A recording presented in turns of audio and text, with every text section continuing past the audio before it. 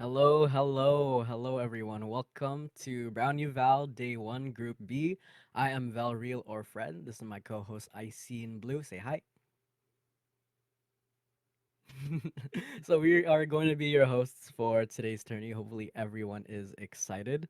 In case you don't know, we are the founders of Kazoku. We are a content creation org. Uh, we're here to help out Brown in terms of just getting everything running smoothly and hosting the tourney. You'll see us here and there in between games, so hopefully you enjoy our lovely voices. But now I would love to introduce our casters for today. It is Juby as well as Goose. Hello, everybody. I hope you're all having a lovely evening and that you are excited for some amazing Valorant gameplay here. I'm Goose, along here with Zoe. How you doing? Hello, I'm doing great. I'm also excited to be back. We're both back. We've casted before Yeah. together for Brownie Valorant, haven't we? Yeah, it's been a hot minute, but it is nice to be back. I love it here. The production team puts in so much work, and I gotta say, I'm proud of every single one of them. I love seeing people who are like new to production and everything, putting in all the hard work to make everything happen. And I gotta say, it's going pretty damn well. So, what Yes. is on the docket today? Well, we are going to be observing the round robin for Group B as our amazing host introduced, which does lead into our first matchup of Blue Cheese Haters versus Sujussy. And I know you have something to say about that second name, don't you, Goose? I got You my want to get laughs out of up the way saying beforehand. it? I You got your. I I got the laughs up beforehand. We're not gonna talk about it. It is a wonderful name, and Sojin is great. They are a great streamer. We love them. Uh, but yeah, Blue Cheese Haters and Sujussy. You have a little bit more experience with these groups as you've casted a few Ooh. more of these than me. So what can you tell me about these groups that we wouldn't? Well, I want to say that they're both led by some pretty seasoned veterans in the BrownieVAL tournament series. They both played in the last tournament, so I'm looking forward to see what they bring to the table with these new players and how they just kind of pan out. We have, like you said, Caitlyn and Sujin both being team captain, and I'm just excited to see how they do with these mixed ranked teams. I personally have played in mixed ranked tournaments, and they're so fun and such different dynamics. Right. And So the lovely voice in my head has told us that Caitlin's team, aka the Blue Cheese Haters, are going to be starting out on the attacking side, while Sojin and their team are going to be on the defender side. Do we know what the oh, map is? which map? We have a graphic for that, I believe, don't we? And it's Pearl. I personally love Pearl. I am I not gonna lie to you, Goose. I adore this map. I gotta say, like, having such a strange dichotomy of like having these big long areas, which is being fought for constantly, and then the maze-like area of mid and A being these like mix-up options, makes the map really cool to me because it has a very specific type of default that teams are gonna go to, but they have so many different options to split up the game and Mhm. go for mix-ups. I come from the fighting game community, so when it comes down to conditioning and mix-ups, that is what I look for in games like this, because Pearl is it's big. You always want to be fighting for B long, and you always want to keep an eye on mid, even though you don't always want to take that space. Uh, and I think it really does test teams in a way that other maps doesn't, because Mhm. the moment that like mid or B is broken, uh they could be anywhere on the map. The connections between the sites are so short, and you can rotate through them so quickly, and there's so many little like offshoots that you can make it into B connector underneath sewers. Sorry, I forgot the name for a second. Allows anybody, whether it be attackers or defenders, to take a defensive position in pretty much anywhere and allow you to really mix up your game. Well, guess what, Goose? I love your beautiful color and analysis, but we've lied to you, good sir. Oh We my are god. going to Ascent. And you got to talk about your favorite things about Pearl, but Ascent is my playground as a Killjoy main, and so Oh, I am cool. so excited that we're going to this map over Pearl. I'm not gonna lie, you talked about how great some of the mid control is on Pearl, but Pearl is broken right now. You've seen all the updates about the changes that are coming to that map, so they like Riot knows that B site is freaking attacker side right now, and they're trying to change it. So let's go to a little bit more of an even playing field, an OG classic of Ascent. Which, Oh yeah. I'm excited to see if we're going to see, a double Sentinel or a double Initiator. Those are the two kind of changes you tend to see. It'll either be the Sage and the Killjoy, or, like a Sova and a KO. It'll be interesting to see which kind of composition these teams choose. Yeah. Well, having such a standard like Foursquare type of map, like Ascent is, you have lane 1, which is A and B, lane 2, which is mid, and then lane 3, which is again either A or B, depending on which side you're on. And then you just have these like little connections in between, being tiles and tiles, market, and tree. Now, what this is going to probably come down to is how is mid going to be watched and how is mid going to be taken? Because, as you said, there's probably going to be double sentinels here. So, whether or not teams are going to want to just full run it down A and B main is probably out of the question here because, again, Killjoy is so strong in this map. Cypher gives an ungodly amount of information with his cams high up like above doorways, which is very difficult to shoot because you have to literally have somebody spot it and then turn around towards the entrance and shoot it, which allows for so many different ways for a Cypher or a Killjoy to hold their sights. Not only Mm-hmm. that, but Sage is really, really good for congesting some of the mid control. It will pretty much entirely invalidate a tree push if it is placed properly. Like you can have them have to break like 4 blocks if you know it. And Ascent is really, really good for really aggressive early game plays. Again, in mid, like having such a wide open space in this map allows for really quick peaks at the beginning of round to get info, maybe get a pick. We all know that in their height, Jet and Chamber, they absolutely adored Ascent mid. They just grab the big green, then they run it down, just see if they can find anything. And I am wondering as to like what sort of strategies we're going to be seeing when it comes down to it. Because again, like you can always run it down main. It's nice and Yeah. easy. But the nuance is where mid comes in because the connectors in here are pretty simple. Like there are the doors, of course, but uh, a lot of defenders will make the conscious choice to stall out early, break the doors, so that way they can have a slightly easier retake. Uh, and mostly because at this level, people are going to be splitting sites. They're not going to be running it all down one. So I am really excited to see how this shakes out.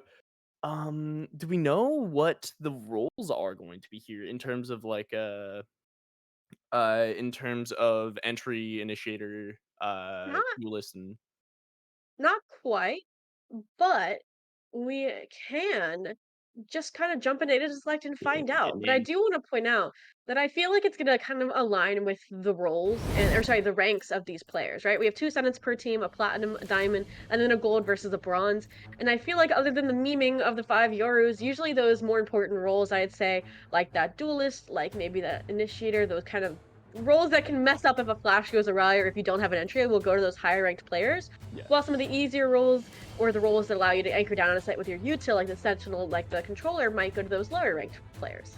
Yeah, maybe. We'll have to see. I'm seeing a Harbor being hovered right now. I would be really interested to see Harbor in this one because I personally love Harbor. I know not a lot of people are a fan of him, but I find him super, super fun to play. The way that he's able to push angles and open up some like really, really weird spots for his team, I find really cool. But on a sense, I think it does have merit. okay. I was actually testing him out upcoming to like the premiere beta with one of my buddies, and we're like, hey, yeah, like if my Omen wasn't as strong, we would probably do a Viper Harbor setup here because you can have Viper have these long-lasting, really dominant smokes. Agent. There it is. Harbor's getting locked Ooh. in. Oh, what is happening? What is happening? Okay, okay. Scramble to lock in, but yeah, you do get the dual smokes on the side of Blue Cheese haters, as well as a single smokes over from the Sujussy team. We're seeing a double initiator and a double controller on either side here, so this should be pretty interesting. Yeah, What I do feel like the you- double controller has been slept on a little bit on Ascent. Like, I know it's been really, really popular on maps like Lotus, like Pearl, where there are those longer angles and it's harder to take space. But on Ascent, you, like I said, tend to see like that double Sentinel or the double Initiator, or even some teams now that have enjoy their attack half, enjoy that more aggressive playstyle, have been going for that double duelist of like the Jet Mm, and the Raze. So yep, I'm interested to see this. I like the Reyna pick. Obviously, that you're thought of as kind of that self-sufficient duelist. And Caitlyn's obviously that diamond player, so they're up there on their rank list. So I'm expecting yeah. to see some carries there, maybe see some explosions onto the site to clear the way for the rest of their team. Versus, Great. the more traditional approach on the composition of Sujin's team, Sujussy here. There we go. Just attaching myself to Polar here. Now, looking at this, I wonder what the early round buy is going to be, because this is kind of what makes and breaks and then sets the sort of pacing for the early game. We do see a pretty big attacker side stack over towards a main. You have the Omen sitting in tree. Now, Omen in this position is really, really powerful because you're able to toss smokes anywhere on the map really quickly. Like, tossing yourself directly into tree at the beginning of the round. You can smoke off tiles. You can smoke off B main. You can get really, really good one ways, all within the first few crucial seconds of the match. And I will hand it off to you as we get started.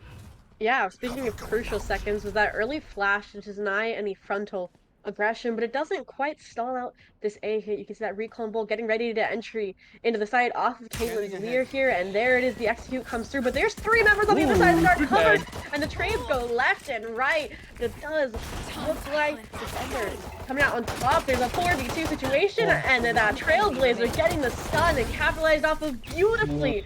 With Fat Crispy Tofu, good for their third of the round, and the defenders just lock down that A site. Oh yeah, and I gotta say, I really do like how the smokes interacted there, because you had the harbor wall lining the A heaven position.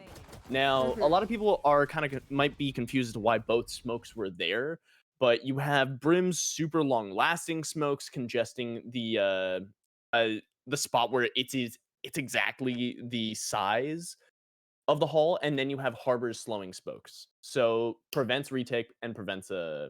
Oh man, what a flash at the beginning of the round. Here, I'll hand it off Yeah, to you. once again. They're just going for this A hit. They haven't really changed anything. They weren't scared away by that last round's attempt here. This time, though, they were trying to wait out the dark cover so they're not sprayed through it, right? And it looks like because of that, you can kind of see Omen playing from this more mid position here. You can see them not really aggressing towards main. But now that paint shell is even Oh, being look used at to stall Milk. out. But look, the approach from mid that I talked about from Vanny finds the first blood. And vaccination more looks like cold feet at this point. Oh my god. What a paranoia, man. That was the entire team. Yeah, but look Now, at the here's the patience. thing. Sui does swing, but it doesn't connect. Scanning ahead. Yep, and there we go, the dart to see if they can find any util, but it's gonna get shot immediately. And Yeah, and see. look where Vanny is, though. And if they rotate, they're Oh gonna yeah, look rotate at that. right into him here with that bulldog. And here it comes, and bites one with the headshot. Gonna look for another, but instead they're falling back so they don't get overwhelmed. They don't donate that weapon. But here's the 30 swing seconds left. from Soma, and there it firing. is. They're joined by the cavalry of their team. Spike down mid. Look, they're trying to pinch them here. Yes. Oh yeah, well, Ooh. when you're on pistol round, you either got to get spiked down or go for kills, and that looks like what is going to be the plan here from Thug Snail, trying to isolate any sort of 1v1. They're about to lose on time here, but man, Fat Crispy able to take it out. What a tag, Fat Crispy took. At least they got one, right? At least they got one. That is at least like some sort of eco damage plus a little bit of extra cash that that Thug Snail can work with. And of course, like, these players are playing the economy fairly well. You see that we have a good bonus with at least 2.2k going around on the defender side, which should be really useful later on. And look at the spread here. We have a 4-1 all the way in Narnia by Hut. Yeah, you're not wrong. But this time, instead of dedicating the entirety to this A hit, you can see that one person lurking out tile is going to try and maybe cut off any rotates. And while the rest are headed up cat towards tree, where this time, Vani is not playing inside tree. Are they AFK? They're not really moving too much Yeah, here. Though, Vani is completely still at the moment. and that's opened up this tree position here so that they've taken the space, and it's going to be a confrontation with Fat Crispy Tofu. Quickly traded out, though, but they know exactly where they're headed here, and it is on to that A site, finding the pick on Sui back site. They should be good for the plant, but look at the rotation already out of Sujussy here. They're already occupying A Heaven, and the Haunt has gone out. Yeah, no tags on that as far as I'm aware. So we'll see how this ends up. But look at that dart, able to scan one, throwing the shock darts up, see if they can get some chip damage. And Thug Snail has found their way onto tree to put on a little bit more pressure on this retake. Yeah, but it looks like with some nice Peeker's advantage, Vani is able to get that, looking for the weapon upgrade, but no Novocaine. Here trying to hold, but the Prowler just forces them into a corner, and Vani can capitalize off of that contact suddenly. It's a 1v3 on the Thirsty from Hell, though. Soma gets 2. Searching for the last, but Spike is clicking down. Even with the kill, do they have enough time, Goose? They don't. They're going to have to save the weapon. First round on the board for Blue Cheese haters. Yeah, still, I gotta fully commend that retake. That was absolutely beautiful. All the util washing over the site in order to allow the Sojin Legion to take it back. My apologies. I'm trying not to like choke on my words every time I say the name. But I gotta, like, there's not really much for me to say about that. That was just a really well-coordinated retake that worked in their favor completely. And the spread here is going to be fairly similar. I'd imagine we're going to be looking at a 1-2-2 from the attacker side, as Blue Cheese is going to try to push their advantage just a little bit. They're able to find one, so much economy damage has kind of crippled them for this next round. Yeah, we talked about how they weren't able to win that round, but like you said, they crippled the economy for for Blue Cheese haters here. So they're forced to have these weapons, but it doesn't matter for Soma. They'll be able to get a Deagle Demon shot off of that overextension for Vani. Maybe start to push up Cat for the weapon upgrade. Let's see what happens there. Vani, I am scanning myself right now. As you should. That was a clean shot. That was real nice, but here we go. Weapon recovered. That is going to be an extra Spectre on the ground for the Blue Cheese haters. Yeah. Owl Drone clearing out tree, clearing out that ghost generator. Look at this. It doesn't clear out hell or deep tree. But look at the timing right. Nice. Yeah, you know, a flank gotta be punished by a flank here, dude. Absolutely.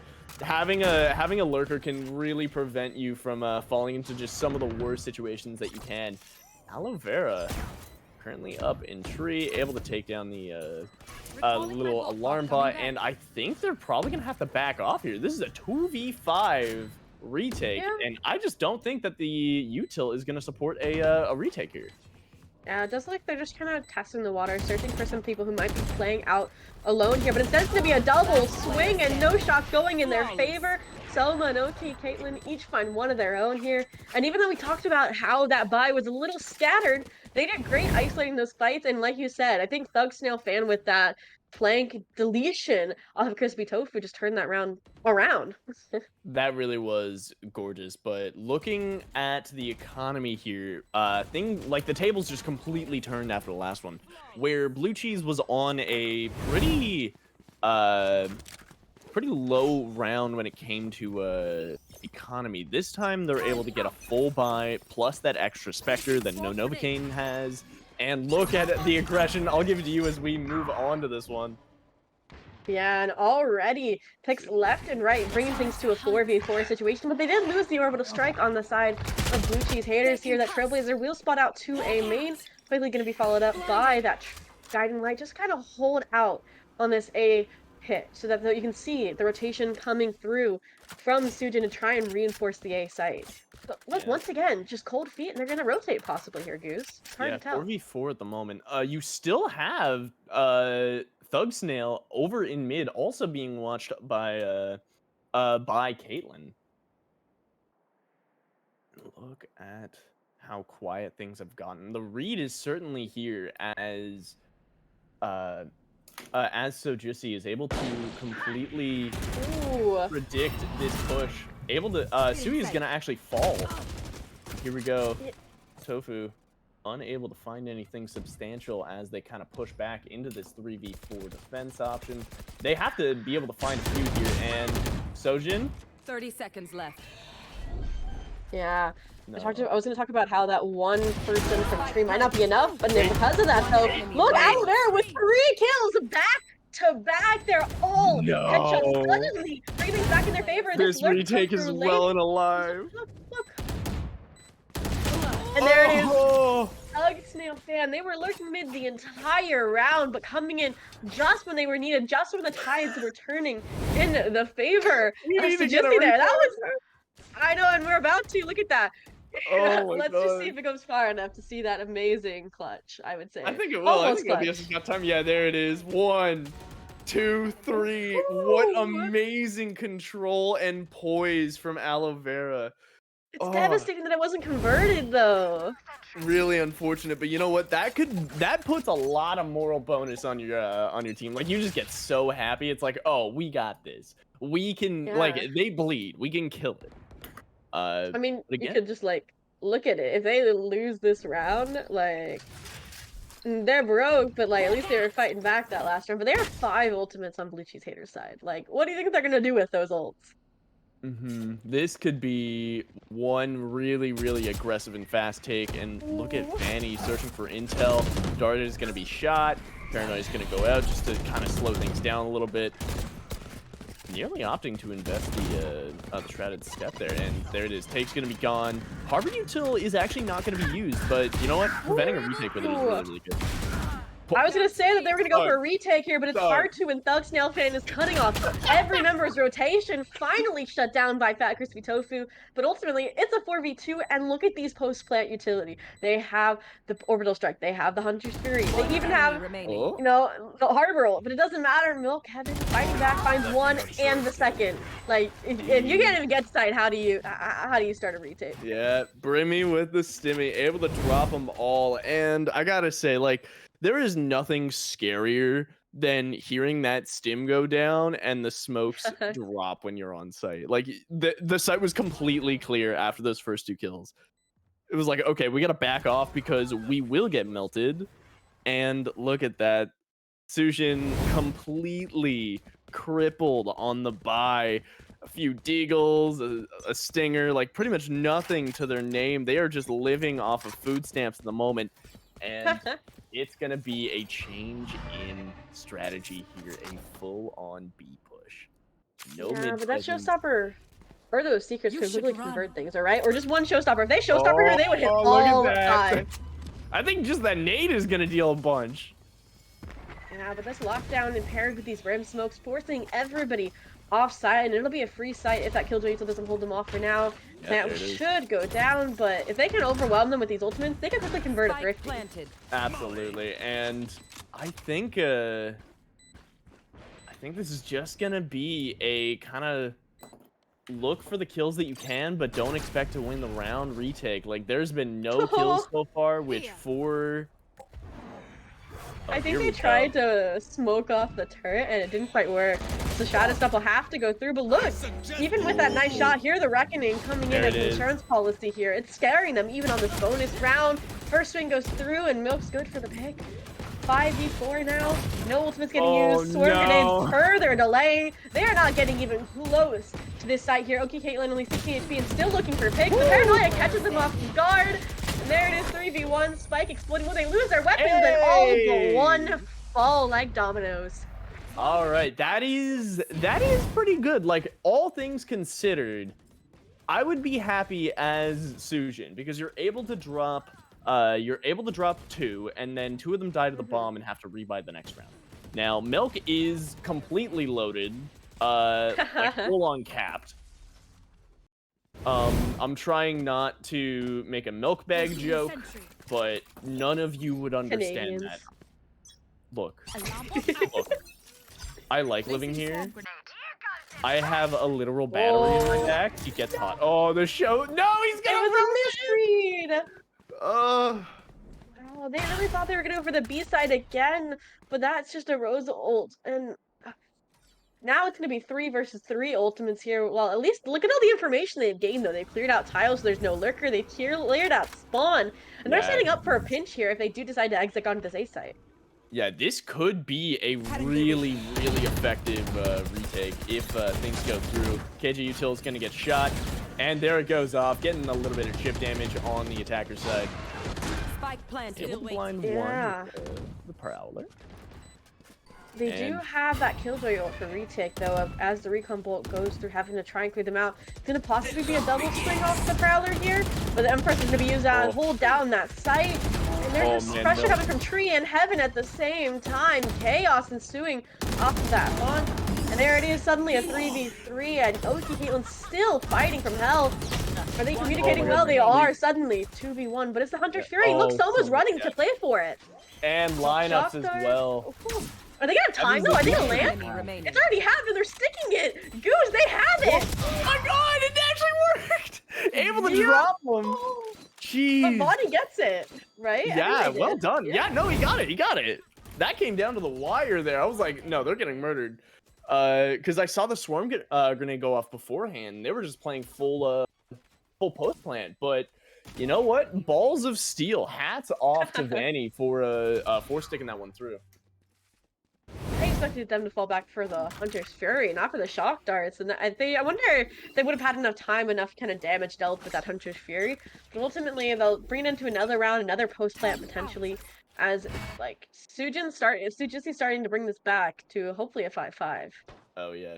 And look at how mid is being neglected here. After those first few rounds where Thug Snail was lurking it, Sojin is getting really afraid of actually checking it. And look at this, Vanny.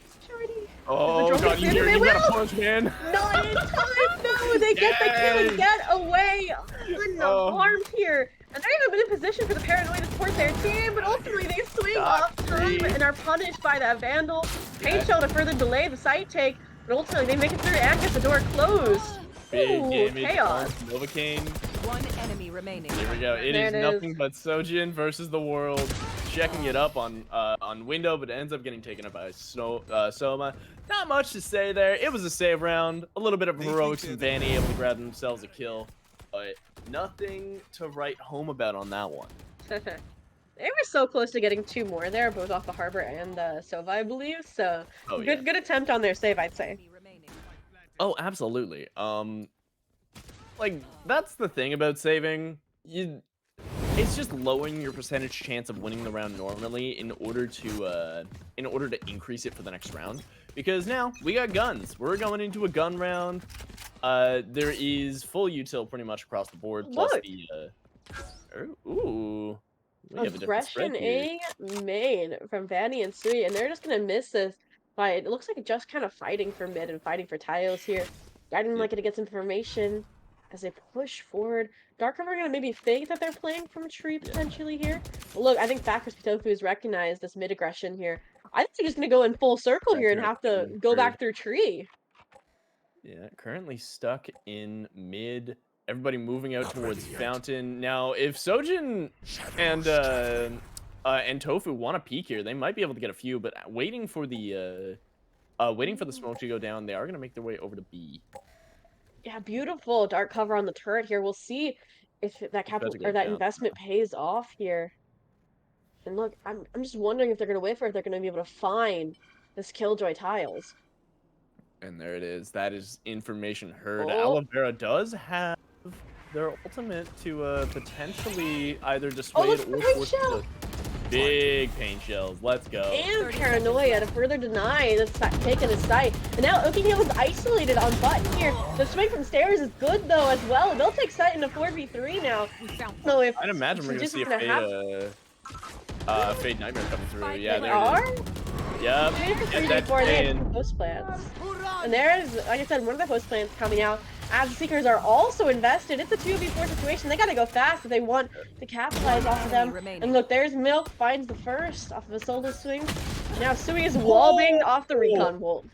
Oh, I felt that. Jesus. That like split second of just like, oh, I'm boned. Completely just torn through, given a lead lobotomy. I gotta say, well done to the cheese haters. Like just full out going. They're being so good with when it comes to the sorry, I'm just completely at a loss for words, but I will leave it to you. No, you're good. We can talk about the setup of this round, right? Like, you can see there's two ultimates on each side. Like, what do you think they're doing as they head towards cat here? Shadows traveling. Ooh. Here. That is definitely an interesting wall, just showing presence, but also completely abandoning the oh. Yeah, Factor Kazoku finds one, but it's carnage left and right. Even with the ghost, Aloe Vera popping off, finding two there, and able to get the utility to further hold mid control. But Sui with the flank comes through, brings things to a 1v2, and look at that. From the shadows, used as a distraction to get the Thrifty, get the ghost kill for Aloe Vera. A beautiful conversion off that ultimate. No, that was just really well done. That sort of trap put in mid, able to pinch them, and then having Sui on the flank as well was really well done. Even with the classic, being able to get you the jump on your opponent is pretty good. Now let's see what the split is going to be here. We're gonna have another A main setup here, and it looks like they might just be running it down. They got a full buy here with enough to buy next round. Aloe Vera waiting until presence is heard to commit to their own util. Yeah, it's last round, and they haven't used this orbital strike. So I'm wondering if Brim's going to play more back or going to use it to get onto the site, but it's actually the Reckoning to try and open up A. Guiding Line's going to go out to stall it from Generator, and they're just going to go farming, but ultimately self a full flash. Oh, Still no. able to find a pick, but look, Vonnie quickly on the flank. Are they going to be able to know where the turret is? I mean, they should be able to hear it after a second, but Milk Oh. up in such an aggressive position. We've seen them play this before. Are they going to spray off the Prowler? No, the smoke falls, and they're good for one. Quickly replaced by the Cascade, too, which forces that Heaven member back deeper into mid. Factor Kazoku's going to try and team up with them, and it's going to work. Aloe Vera fights back for two. It's suddenly a 3v3, and look, the flank comes through! The protector of Soma here, and suddenly 3v1, and the double swing from Jenny and Main takes them out. It's an 8-4 half goose. Oh, man. I gotta say, hats off to the cheese haters. Such a good attacking half. The way that they were able to avoid a lot of the KJ util as well was really nice. And I gotta say, Ascent is still pretty CT favored, and being unable to take the majority of the rounds in the first half, and going into attacker's half on the second, not a favorable situation, but not impossible. There is a lot of really good aggressive util on the side of Sojin, having the Fade Sky, being able to execute sights in the blink of an eye. But we will see as we move in. Yeah, you know, new half. Brush off everything that happened your last half. And I feel like, you know, the double controller can be a hit or a miss on your defense. So we'll see what it is here. I mean, you can already see this util being doubled up here, you know, the smoke and the high tide. But it's going to be a pinch just to root Tree and Main, and they're just getting overwhelmed and pushed off the site by this util. You know, that paint shield does connect, but at what cost? Novocaine fighting for Jenny control and Soma. The reinforcements arrive, and it suddenly is going in favor of the blue cheese haters to clean up that last member. 9-4. I know I said it was a new half goose, but they're like, no, we're still rolling. Yeah, that was really well done. I gotta say, I was worried because they had that cove to be able to plant, but well done for the blue cheese haters for just immediately pushing it, and luckily having a frenzy enabling them to just full on spray it down. KJ util is gonna get set up on B, pretty classic here, but I gotta say, having OK Caitlyn mid here with Spectre, this is probably going to be deciding what the sort of pace of this round is going to be. So let's see as we move in. I don't know if that'll determine the pace. I think the Odin on Milk Wait, actually what? might here. Like, do you see that? That's a big boy gun for this second round of the half. And it looks like they're going to be taking it over to the tiles, where if you destroy those panels, that wall is paper thin. But a few false shots, and this can easily shift to Jussy's favor. Oh no, the swing! No! Oh! Oh, the How did he ding! escape? Oh my god, thank god that thing has damage drop off, because otherwise Ocean is dead there. Milk almost is dead, actually, though. If they swing this, I think they're going to fall.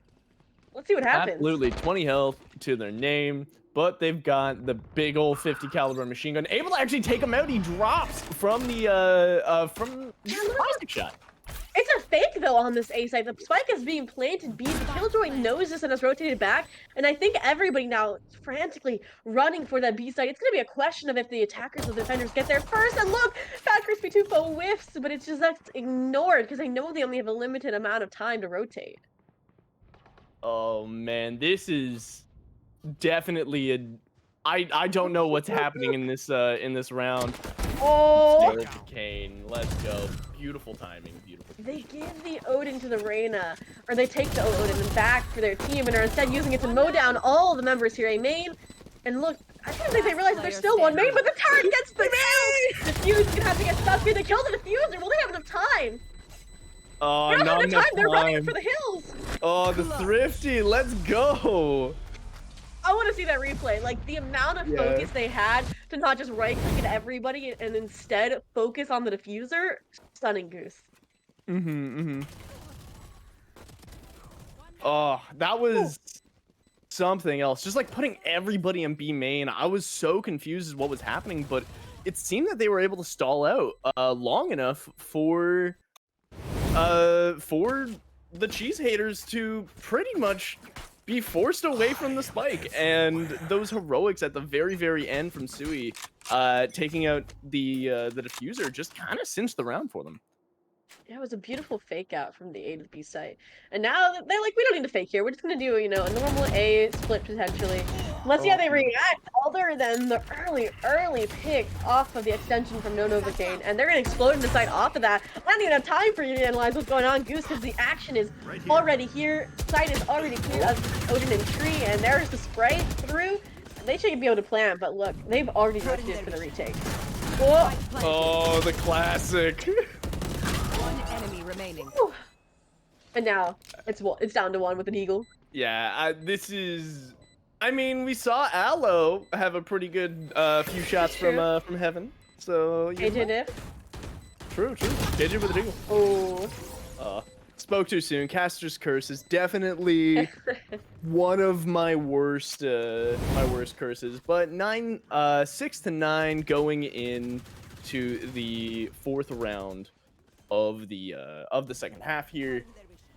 Actually, this is interesting. I gotta commend Thug for just changing up their setup pretty much every single round, giving themselves a little bit of new utility in different spots in order to punish and get different intel every single time. Yeah, but the last time they actually hit B with the spike, there was an over-rotation kind of from Thugsnail, and their utility kind of became offline, and they had no kind of grounds for setting it off until they were ultimately too late and dead, to put it bluntly. So I'm hoping they kind of anchor down a little bit more and don't get faked out here, especially because look where Spike is headed, back to tiles. Yeah. Oh man, a lot of A main presence. I gotta say, I do like this harbor wall though. Having just like these 20 seconds where you have a portion which is difficult to move across is really useful. As it goes down, Brimsmokes are going to take over, and a few shots are going to be traded. Like, man, why is Spike all the way over on B? I was about to say, the Seekers almost drew the Killjoy off site, but it's almost if Thugsnail fan heard me and is instead holding down CT here, and Oki Caitlyn even adding insult to injury, finds Susan on Tree here. Turtle get destroyed, but that Killjoy util still online. If they go lane here, I don't expect Spike will go down without a fight. And there it is, Spike on its own button. And here it is, they're just hunting, trying to isolate. 1v1s, 4v3, Spike's still not planted with 30 seconds.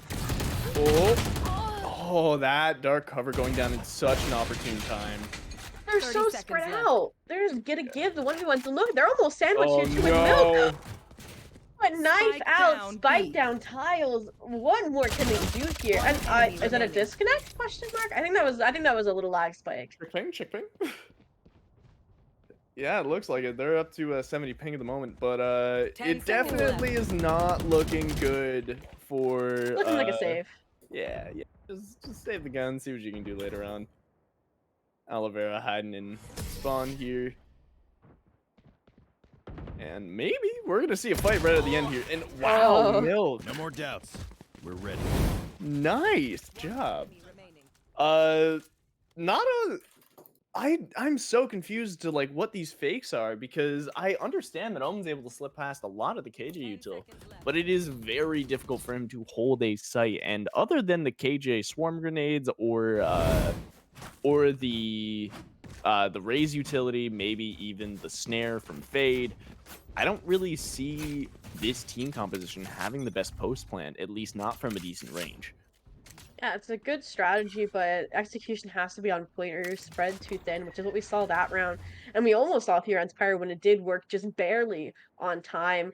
And I think that's why it looks like they might be abandoning it here, going for that classic A split, right? But I think they're prepared for it with two members already tree here. Trailblazer might be the first contact point to clear out what's potentially in store for them. And it's Vani to actually get the first pick here. Okay, Caitlyn taking out of the picture. Are they going to clear out Milk? They do! Well done, well done. Here we go, pushing through some of the Harbor utility. Unfortunately, Spectre not quite the Long range Spectre fight. yeah. No, there's a reason that thing got nerfed. And yeah, just the two. Just the two.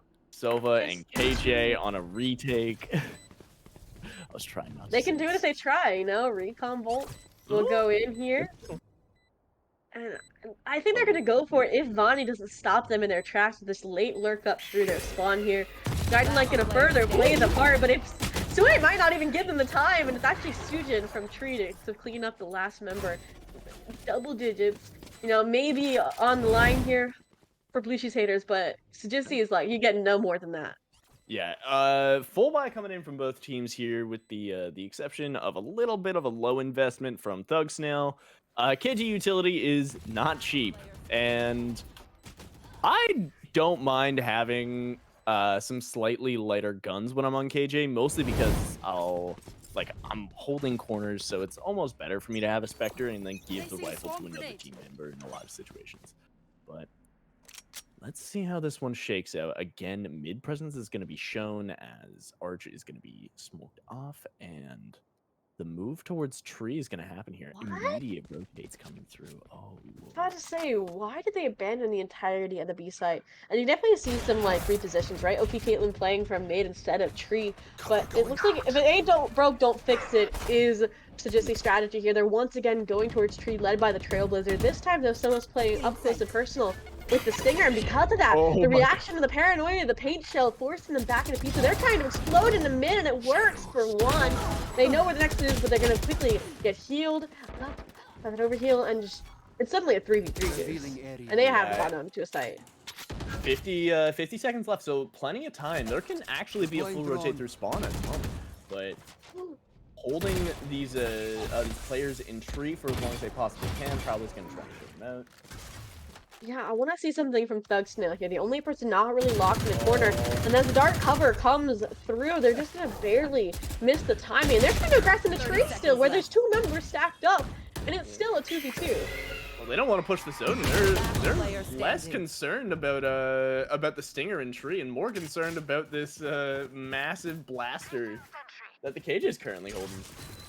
Yeah, no, I mean, the isolation was great, and now the Seekers, just to ensure that Killjoy wasn't on that B side after they rotated from spawn, and nope, they're gonna get a full clear sight and get the plant off with literally half a second to spare. Yeah, that was really, really damn close. Thug, now in this this daunting task of 2v1 rotate, gives away the Ooh. Good trades. Yeah. I think I saw it. You know, there was an attempted spray transfer there, but Sui, Vandal, headshot. Not much you can do there. The Odin takes time to find its mark. Yeah, I think the Odin is significantly less powerful than people give it credit for. Mostly just because, like, haha, Vandal or Phantom Headshot, you completely lose the recoil. And half the time you're already dead. So I don't know. I'm a big fan of rifles, and I'm not a big fan of the Odin. Although it's funny. Placing alarm bot. I'll give it that. I think Odin in Placing certain swarm grenade. situations is Placing warranted. I swarm think it stands for grenade. the few Yeah. maps it's viable on, in my opinion, without it being like using it in a toxic Yeah. manner. I know it's a gun in the That's game, done. but My it ultimate is ready. ultimately, like you said, Vandal's stronger. Aloe Vera finds and punishes Milk on the over-aggressive front, B main. And it's interesting that they've just fallen back off of that and figure out where they want to go now that it's 45. Yeah, and not only that, but half the smokes are down. Plus, was that yeah, that's an ultimate that they cannot use this round, and a pretty powerful one at that. Speaking of powerful ultimates, Showstopper comes out paired with the double satchel. They clear out Dice with it instead of Danny, which is where Stubbsdale fan trying to play with the right click classic, but it doesn't find its mark with that RNG, and there the plant will go down. 5v2 situation, and shock darts are pretty late, I will say. But when he was late, Kazoku, Caitlyn fighting one with their Deagle. Ultimately, as they fall off, they find another. Yeah, you have a lot of ground to cover there with Leah Sheriff. You really do. And Sujin coming up big in the attackers half. They came into this half being like 3 and 10. Yep. And now up to 7 and 14, they are starting to really pull their weight on the attackers half. As I was saying, like this composition is significantly more attacker sided than it is defender sided. And look at that, swapping up the pace. Full B lobby stack. I don't know as to whether or not we're going to be getting any sort of mid presence from Sujussy, but we'll have to see what happens. Yeah, it looks like a full B hit, but if it's red by Blue Cheese Haters, we might see a quick, like, front to mid. No, it's actually Soma with the Hunter's Fury. It takes a few, but ultimately no more than that. No kills. But if they extend out this dark cover, it's just going to be, like, kills for the picking. And here it is. Soma, good for the first, looking for more, and they're going to find it.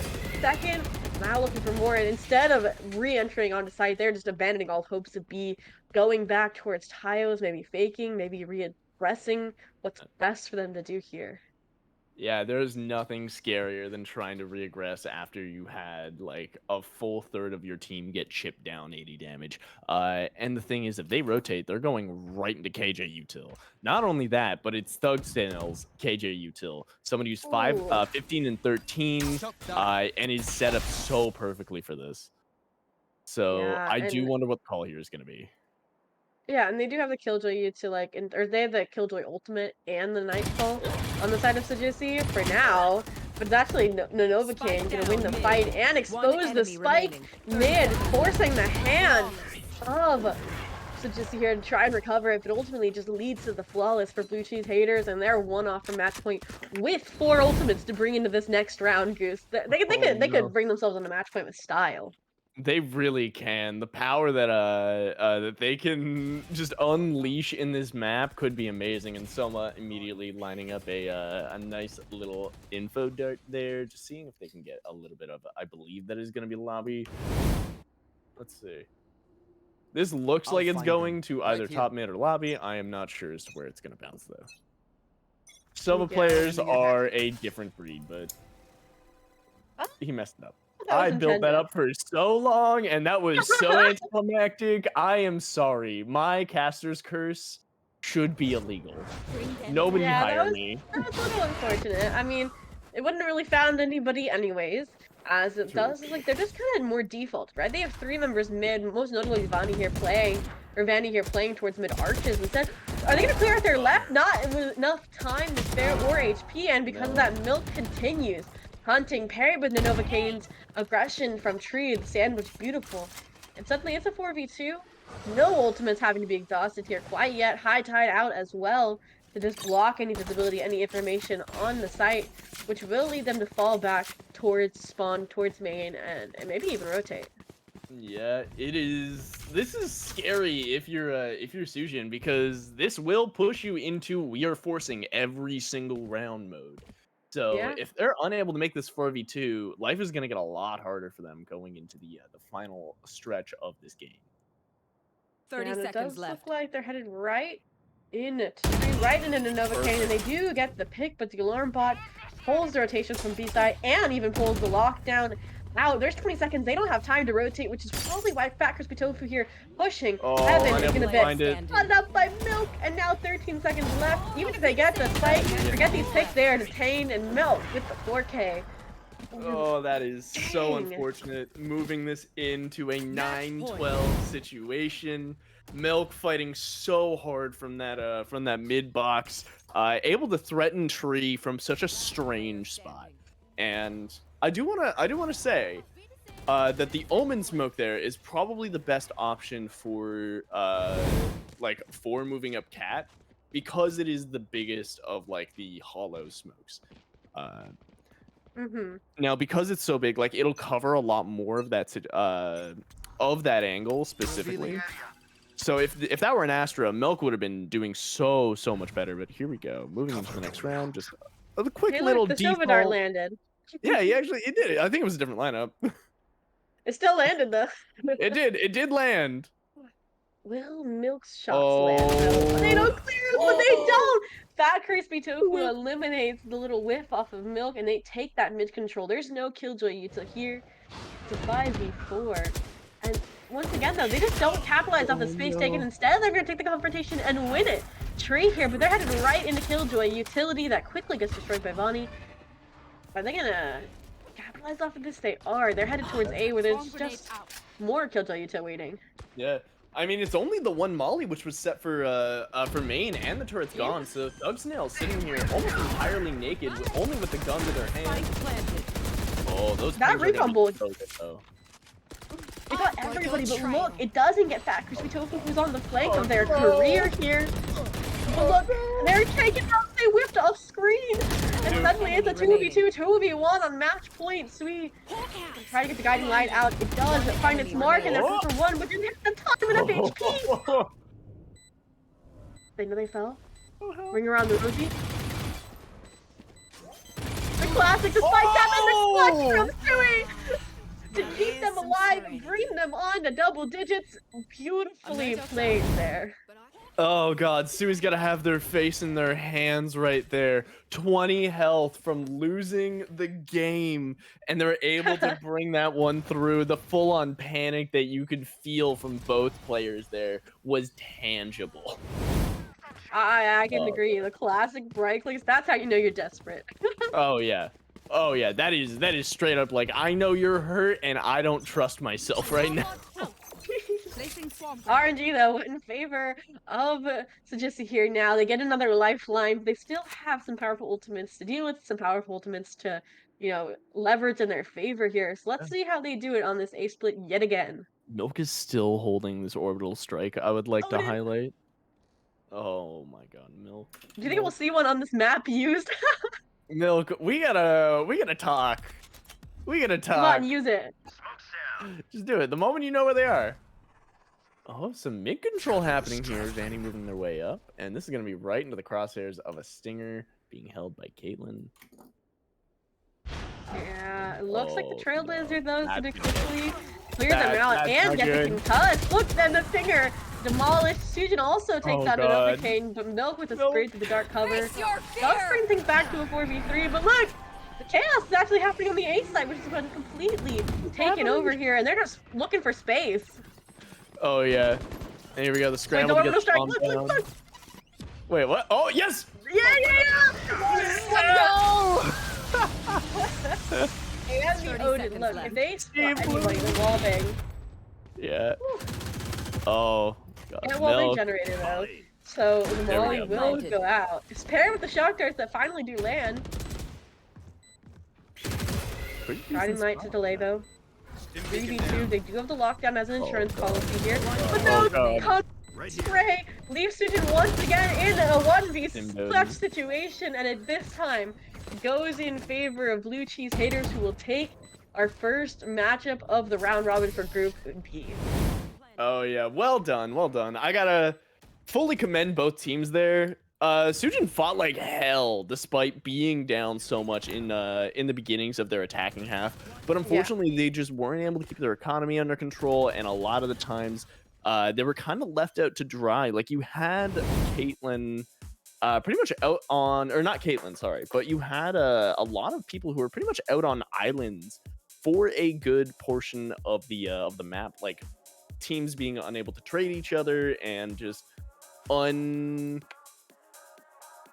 just the unflinching decisions from Milk to just like stick to the Odin, stick to their corners, and just slay. Well done, well done. I gotta fully commend that. Yeah, and I want to also commend just the players like Fat Crispy Tofu, who was, even though they were the lowest rank on their team, I think really rose to the occasion in that duelist Mhm. role on the Rays. They made so much space, especially in the late rounds. I can think of a few 3Ks that just kind of converted things back in their favor here, really stepping up, I'd say, to kind of bring things to this 13, or despite them being 10-13, them really stepping up to keep their team in it as long as they did with that comeback from the 8-4 half. And then on the other side too, just like Novocaine, like you said, that double controller is a force to be reckoned with, right? And they were playing that role beautifully, even stepping up for their team as the lowest ranked member. I can't wait to see how they do going forward and on different maps. Yeah, this will be pretty interesting. I wonder if there's also going to be a change in like certain compositions. Mhm. Sujin, what are they ranked in the Excel sheet that we have? Like, what are we being told here? I think they're all about the same kind of roster Yeah. score, but I do feel like they do have kind of a higher ranked team considering they have those two Ascendants and the Diamond member and the Plat. But ultimately, I do think we need to see some of those higher ranked players step it up a little bit. Yes, we saw Sui with the clutches time and time again, but ultimately, like I said, I feel like their gold member carried them a little, you know? And They really did. I feel like if everyone kind of warms up a little bit more, brings things back to a level playing field, then they definitely can still move on. Like it's just one round of the round robin, right? They have two more matchups today. Absolutely.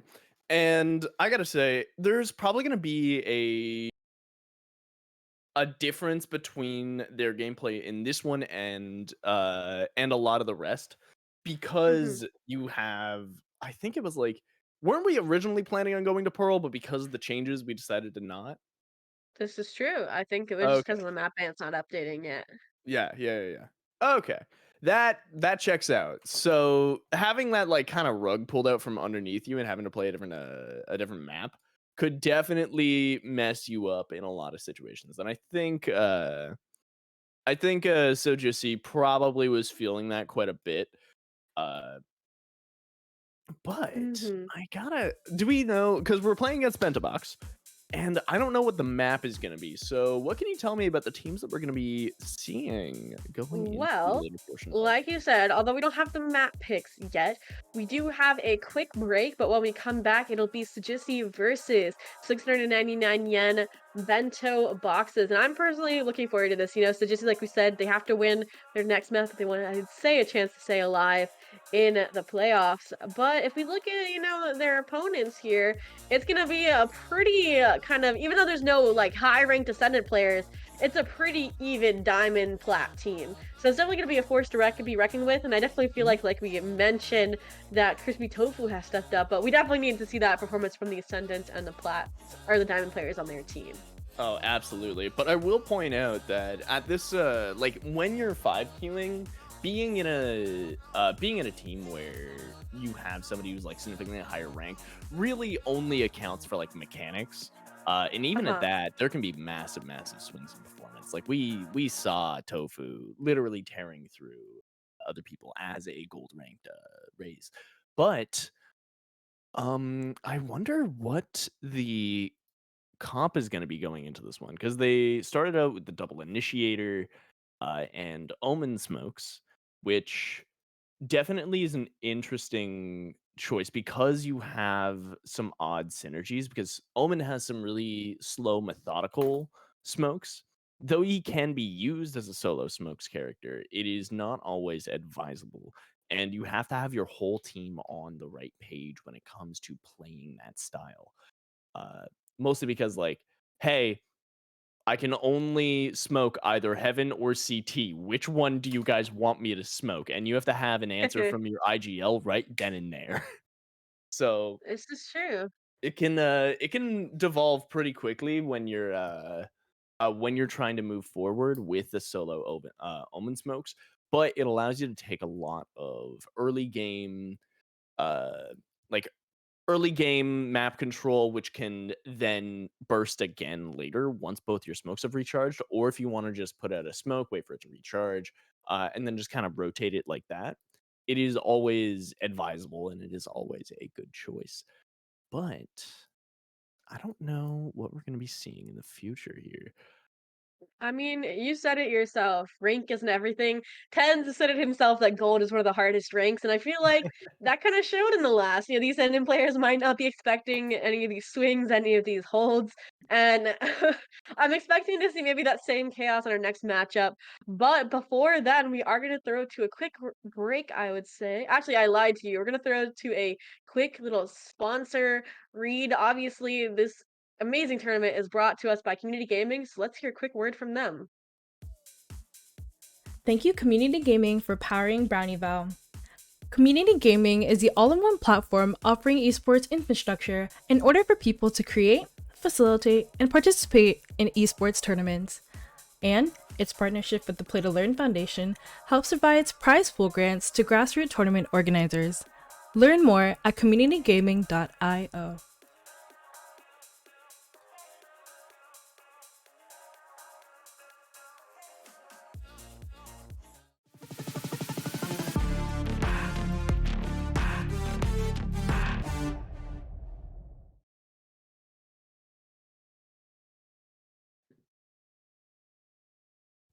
All right, here we are. Hello, hello. Oh, how'd you like that game, Ice?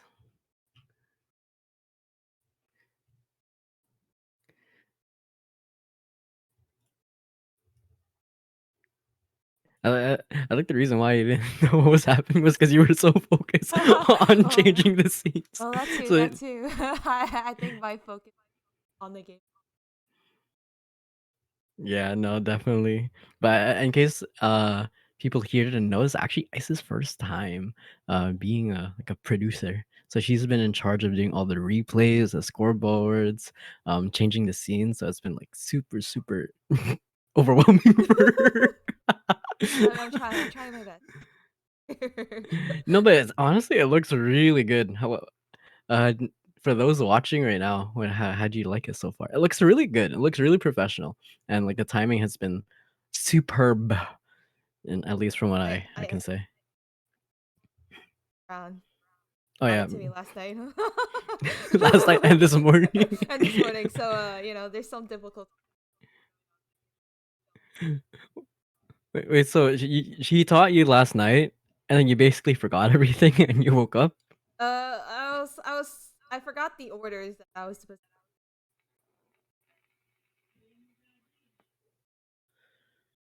I think it's going well. Yeah, it's going pretty good. I saw that. Actually, the timing was like, so good.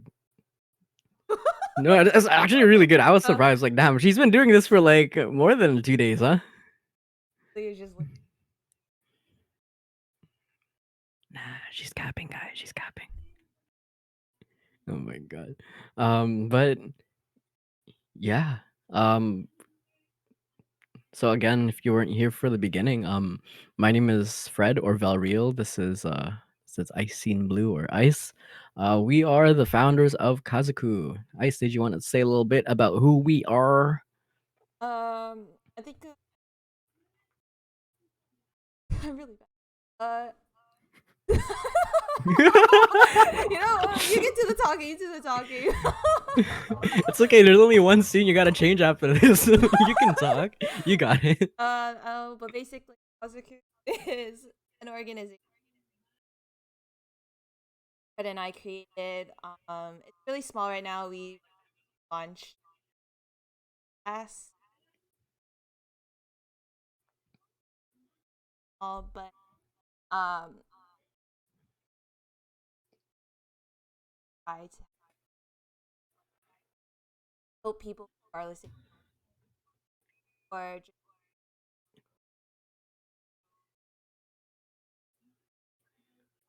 Um,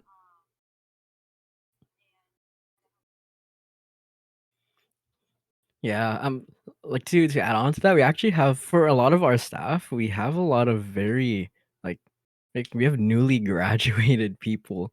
Again, from what I said, we're trying to help people in their field. Like this is a great way to build someone's like portfolio and stuff, right? Because a lot of times people need experience after getting like after graduating, but people don't. That's a good way to just give people experience. Um, and yeah, uh, and besides like the staff members, like our content creators, anyone who wants to grow in whatever way they want, video editing, graphic designing, yeah, we got you. Um, uh, but yeah, that's basically that's we're a puzzle piece. I don't know what well, else. Is. I don't think people will understand when you just. Okay, if you look at the bottom right of your screen, you will see a puzzle piece with our tag, our socials tag. Yes, we are a puzzle piece. You wanna explain to them why our logo? Sure, why not? Oh, and ice your volume just a little low. Oh, okay, sorry. I might In be case, because not very. it's all good. It's all good. But yeah, we're a puzzle piece because, in case you did not know, Kazoku in Japanese means family, and our objective as an org is to see like everyone as a family, our little community. It goes like it goes hand in hand with like trying to help people reach their goals because that's what a family does. We try and support each other, and regardless of everyone's differences, everyone's backgrounds, no matter what they've been through. Um, like we all collectively come together and make something bigger, right? Which is a puzzle piece. Like one puzzle piece by itself doesn't do much until you put everything together, then it creates a nice, beautiful picture. Wow. So And that's the yeah, best way I mean I can describe. that's basically the reason why we went for a puzzle piece because Yeah. in order for a family or anything to work together, um, like in a puzzle for a full picture, you need every piece, each person or each piece is unique in its own. So that's basically kind of the story why we went for a puzzle piece as our logo. Um, yeah, there's a lot of deep meat to it. It's very simple, which is really nice how everything. But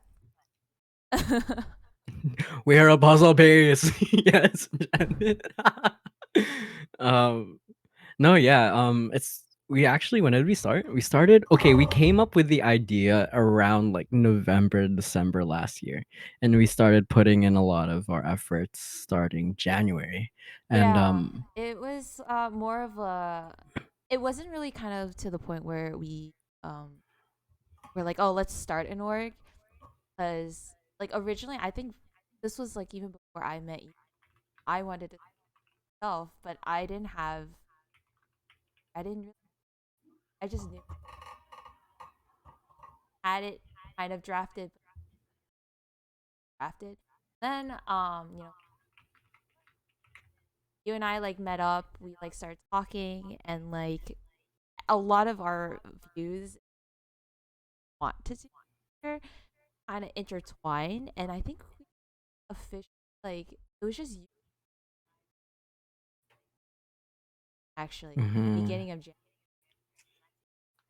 all Jan talking about like exactly what we wanted to do and foundation. Yeah. We It's been a long journey. it's about to be our 6th month. Yeah. Damn. That's crazy. I mean, like, in comparison to what's happening now versus to how it first started out, like, I think before you and I were talking like what once a week, once bi-weekly, because we were just like easing ourselves into it. We were kind of understanding what our workload was going to be, and we were trying to align our goals for the org as well as kind of understand what we want to do. Um, of course, I think right now we have a butt ton of goals, and it's like we're kind of understanding our timeline, which is really good. We have that great communication in terms of just knowing what needs to be prioritized, as well as yeah, well, basically what needs to be prioritized. And I think we're on a good path, and we're excited for everyone to join us for the ride, for the adventure. Yeehaw. Oh my god. Jesus. This is like Yeah, and your co-founder. and my This is the dude that co-founder. you've trusted to help you out with this. Oh dear, oh dear. Are you- if you're questioning about it now, the only question I have for you is why didn't you think about this 5 months ago? You know, I guess that didn't cross my mind. I just had big dreams that I just wanted to go for, and then this is the results of my big dreams going through. Yeah, it's me. No, but it's been really fun, and I think the biggest thing about it is not just the fact that we're getting a lot of positive feedback from those seeing our socials posts, and especially our staff and content creator introductions. It's just our little community that we have, like especially when we have our community nights. It's so fun, and like we just roast each other, but it's all in good fun. It's like, all like positive vibes, and we just chill. Even if like we don't have a planned community night, like you just someone makes a VC and it's cool. Join. Mm-hmm. We I play think games. We talk. I think what I'm like really proud about, like honestly, nothing has been possible with a lot of our staff members, content creators, even though we're small, and I can see that their passion for it. Like I'm pretty sure you all know, like Brown hosting his BrownieVAL. He's one of our event coordinators, and I can like his passion for hosting tournaments, anything. Like you can clearly, and like Janet, she's our other event coordinator. She's in the chat right now, but like none of these would have been possible. Like these amazing individuals, and same with like I'm not saying just them. Like every our staff, each of them, they have their roles, but you can see that there's passion there. So that's like something that's like great to see, satisfying, how building themselves up. No, yeah, it's like even then, I don't know. Do you want? I want to talk about how what our original name, our original name was. Oh well, when we Okay, first I'll say it since you've been talking for a while. So initially, we weren't called Kazoku. Um, we didn't know what to name ourselves. We had was a server, and we just named it IDK because we didn't know what to do with it. We're like, I don't know what to name this. I don't know what the direction was, and I was like, IDK is a kind of a fire name to have for an org. Okay, Like, I didn't really think it was a fight. I wanted to like I didn't like having a server with no name. I just wrote IDK. Legit did not know what to write, and somehow this man decides to come up with a name for it. I was not all in for it, but okay, but a lot of people in the community actually really like the name for some reason. now it's become a meme. At this point, it's Yeah, it's literally a meme. Yeah, you want to say what the IDK you wanted to stand for? Like yeah, I did not want it like to name it, but eventually, yeah. I wanted luckily to we name. switched it. Luckily we switched it, but So everyone knows that IDK stands for I don't know. I wanted I wanted the IDK to stand for ID Gen Kumquats. uh, I only wanted to say kumquats because I'm like we're never kumquats like so underrated, but it's like I don't know what else to put in for K. no, no. So and then how like majority of us like DGen, so we're IDGen kumquats. It works. I don't know. He had a huge fascination. Yeah, we got the entire Everything community. he just like kept talking about kumquat was Yeah. And then we slowly figured out that Kazoku was where the direction we wanted to go towards. So yeah. I'm kind of glad we went we went that way rather than kumquats. I'm Thanks, Lex. glad. I'm glad. I don't know if we want to become kumquats every time. Kind of funny. Yeah. Yeah, Now it's an internal. it is. It is. But the fact that we have like these internal jokes, we have fun. It's just fun. Just fun. Indeed. All right. But I guess that settles it for Ice and I. We're gonna head over for a little break. Game will be starting in around what 9 8 9 minutes ish. uh,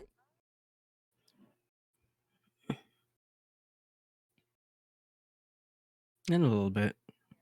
In a little bit. Yeah. So we'll have a little break. Hopefully everyone enjoyed listening to our voices for these past 10 15 minutes. And yeah, we'll see you guys in a little bit.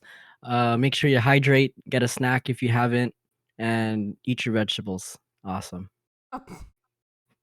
Okay, bye.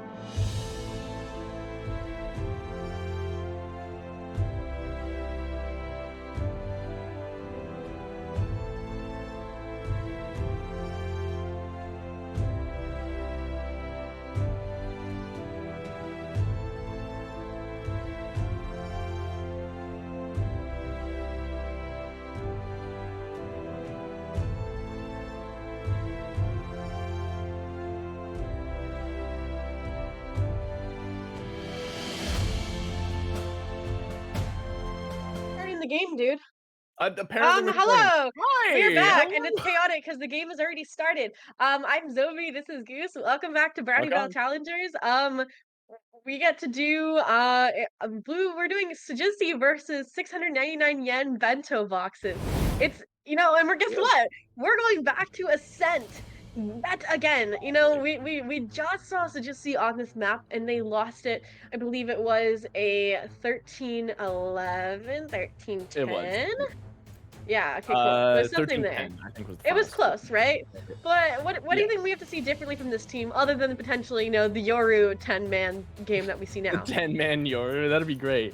But I really do think that we're gonna have to see a lot more stall potential from these initiators. Like, flashes are really, really good for stalling pushes, as well as things like Fade Seize and Haunt. So I really do hope that that Sujussy is going to be able to use those tools to a greater degree, and I do wonder as to like what their strategy is going to be, because like their last comp just kind of fell apart Select on your defense, agent. but it was quite effective on attack. So they might go with the same thing here. But looking at the 699 yen bento box, quite a steal if you ask me. We're actually going to see a gecko. Hell yeah, I love this little guy. Gecko! I love little Wingman and Dizzy. I'm gonna be like fawning every Everyone. time we see them plant. Like, get ready. Oh, everybody's favorite little Pokemon trainer. I gotta say, I am not a huge fan of Gecko when there isn't a Harbor or Sage, mostly because just like being unable to defend, not being able to defend the little guy as he's planting, is a little bit of a downside. But I do see the merit in keeping yourself in the in that sort of play style. But here we go. Vanny, I'm why are you calling questioning an the immediate timeout. A timeout? I have to- Question mark? Well, you know what?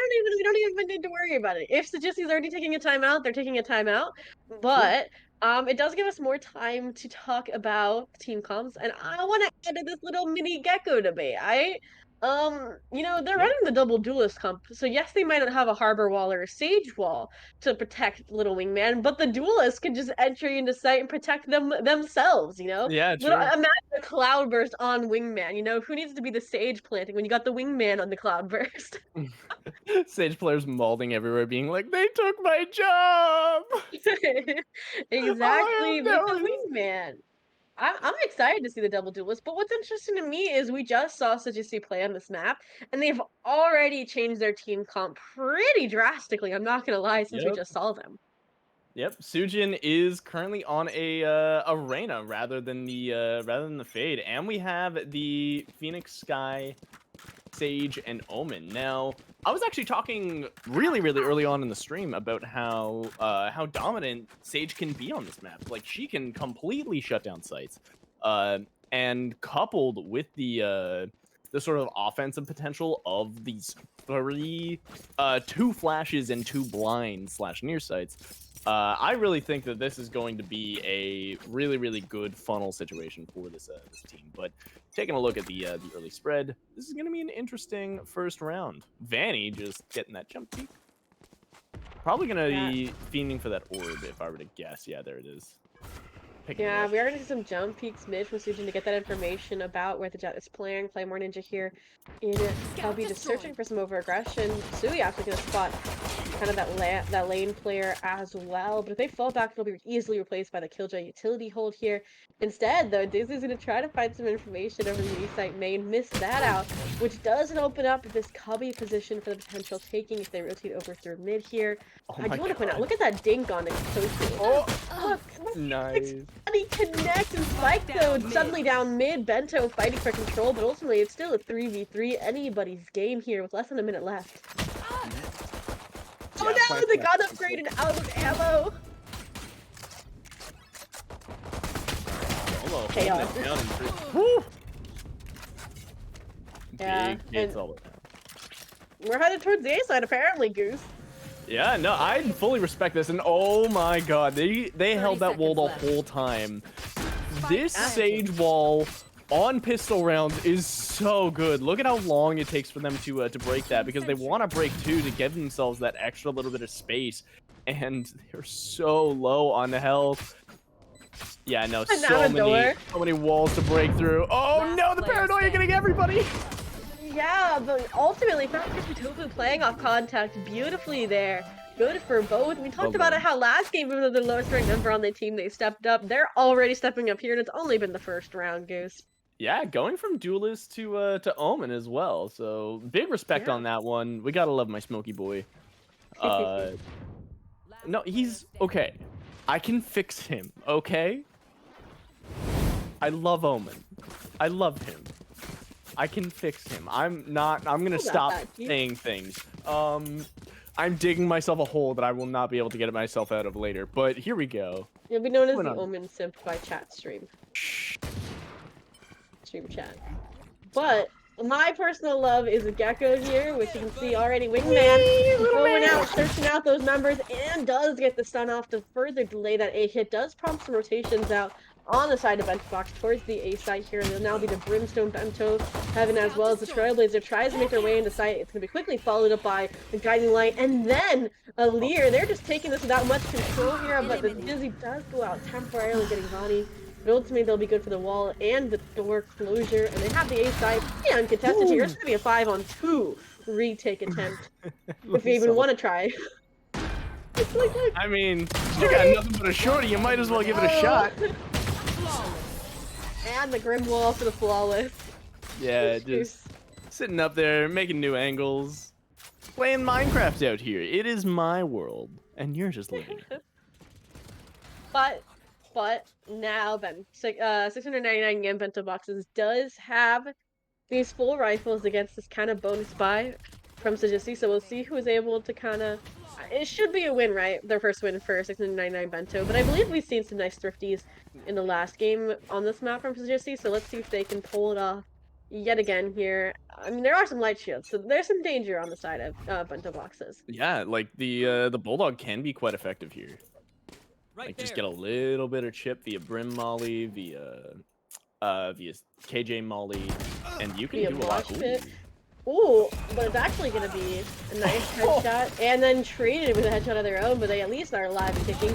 Going to be able to get the mosh pit out to further delay off the Brim Molly, and they're even hunting for more with only 5 HP. They still get a pick, Goose, and the Trailblazer, though, will continue to try to fight back into this site, but ultimately, no ground gained, life lost. They are forced to fall back for the overgrowth from the sky.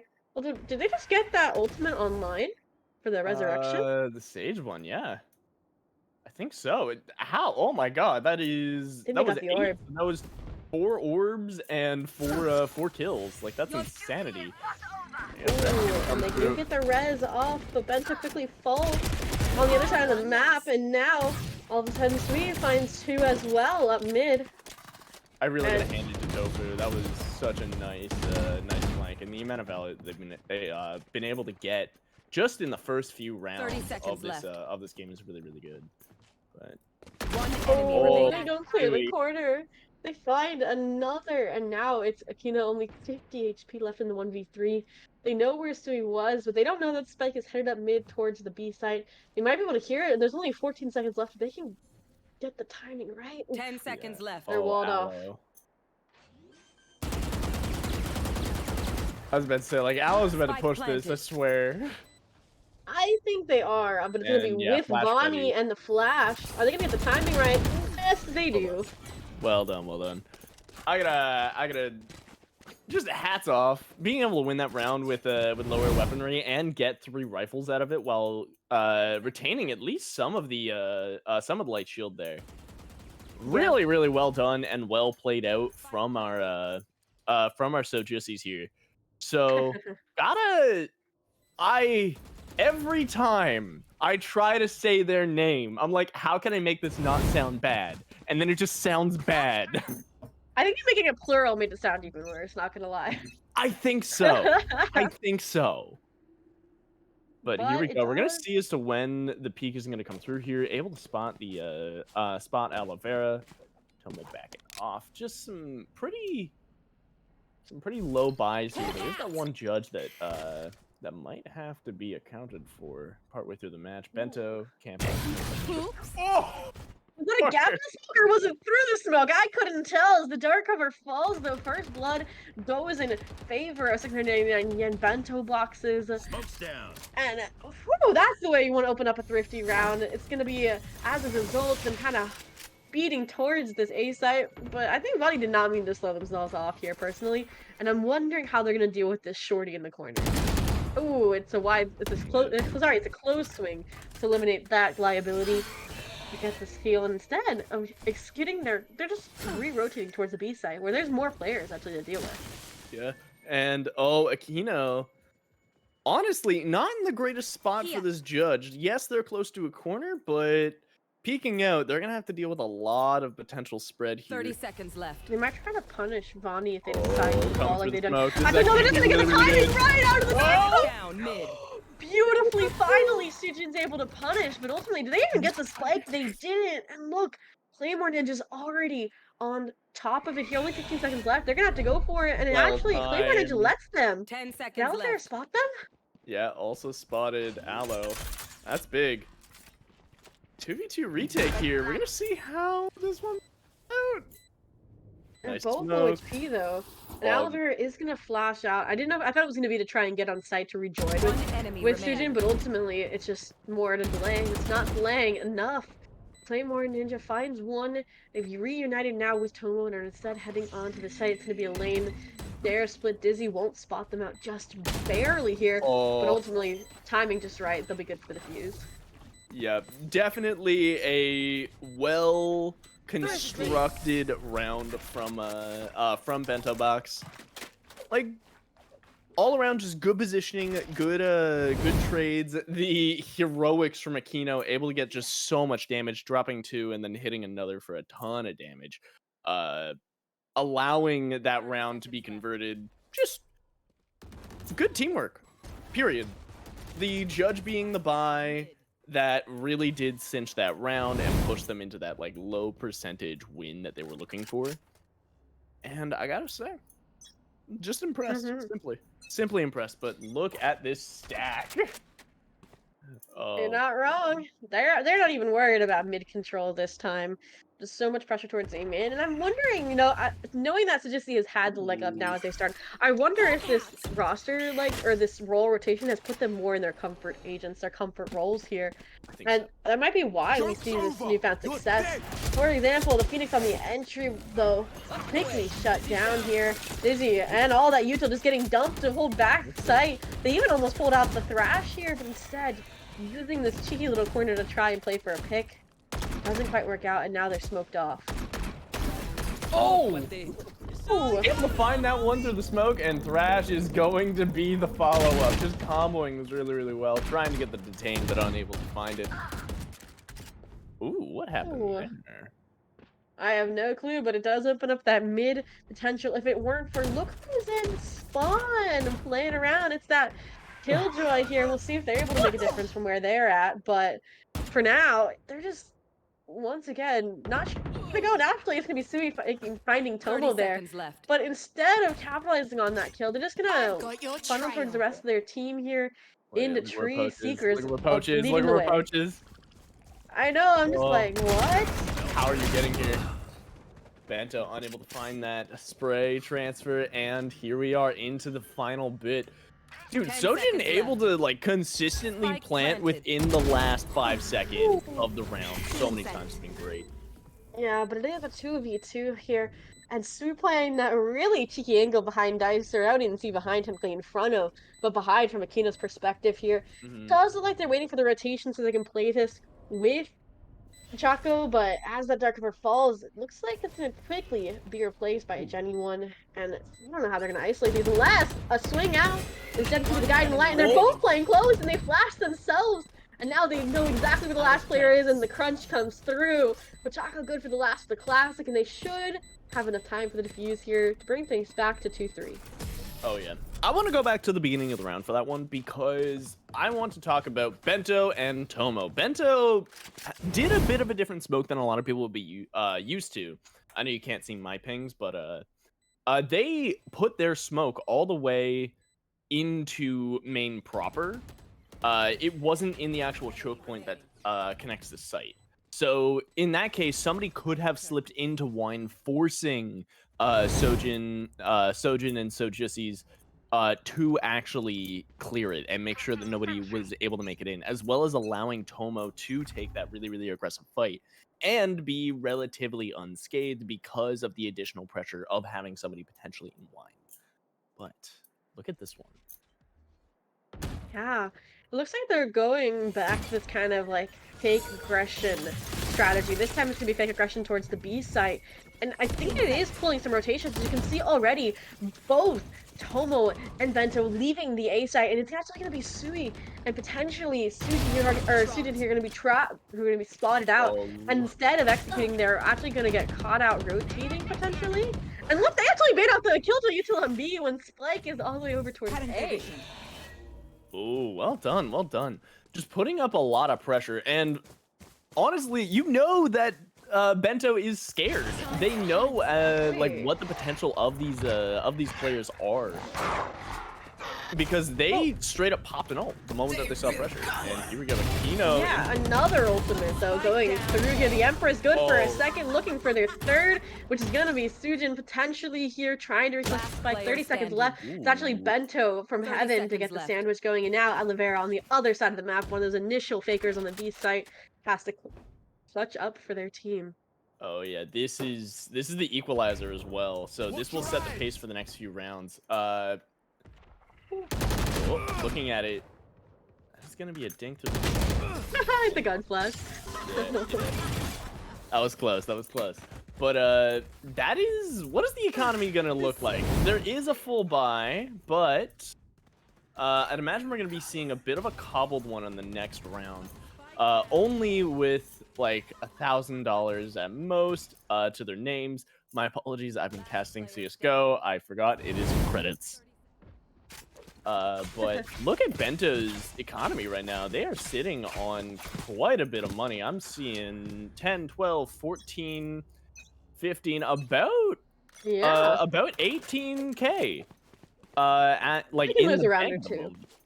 moment. Yeah, but Tomo. Speaking of losing though, look at that! Tomo trying to jump peek and almost loses their life as a result, barely escaping off the mosh pit there. And even though they try to capitalize off of it, like the molly's already out. Oh yeah, and look at where Aloe Vera is. Because of this smoke, it allows the defenders to isolate that fight in wine.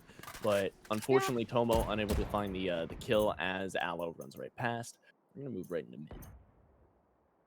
But like I feel like once again, Sujussy just kind of gets cold feet and over rotates a little bit too much. They cook for a little bit too long.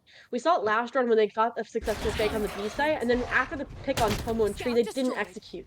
They waited, which allowed the rotation back to A, and that's exactly what we just saw there. They kind of got Tomo thrown off position and then didn't follow through and instead rotated towards Tree. This time though, it might go in their favor. Vonnie good for one, and the whiff up of Aquino allows them to find another, and it will even give their team the plan if it weren't for the orbital from Bento to take them out quickly. Traded by now the Resurrection as an ultimate. It's gonna be a 5v3, and look at this lurk from Claymore Ninja up the tree.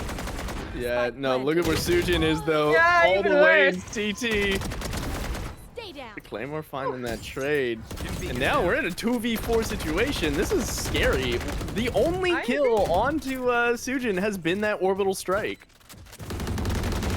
No, it wasn't on Sujin. That was on Sui and got resurrected. Sujin was killed by the lurk, the counter lurk, I would say, from Claymore Ninja, which has allowed it to go down to a 2v3. They've taken space on site, and the cloud burst allowed them to stick, but ultimately, as it fades, so does their chances at the round.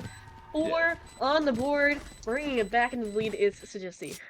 Yeah, and having a strong attacker side is so important on this map. Because of how CT-sided it can actually end up being, these tight choke points really do allow like high-fragging players and duelists to shine. Like, Aquino in Tree with their ultimate was absolutely bloody gorgeous.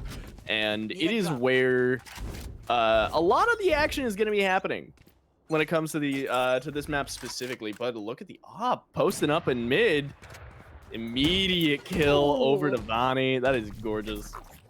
And we talked about a Bento had at a padded wall, and that's one way to use it is an operator. And it's just a force to be reckoned with. And you have to have a whole counter strat just for an operator, I feel like, on mid, not gonna lie. Oh yeah.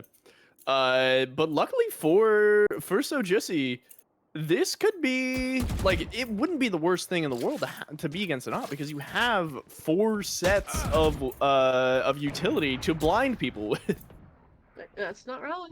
And but then again, Claymore Ninja does have the Blade Storm online. So if they do get into a tight situation, they should be able to get out of it. Unlike Tomo here, who's mollied, who's paranoid, now Trailblazer coming through. Somehow it still gets that with their life and a pick, Aquino there to reinforce and complement with a pick of their own here. Suddenly it's a 5v2, half HP for Sui, and they're not even on the site yet, Goose. Yeah, Sui backing off entirely, and unfortunately Tofu was kind of committed to making that tree push, and it did not 30 seconds work out left. in their favor.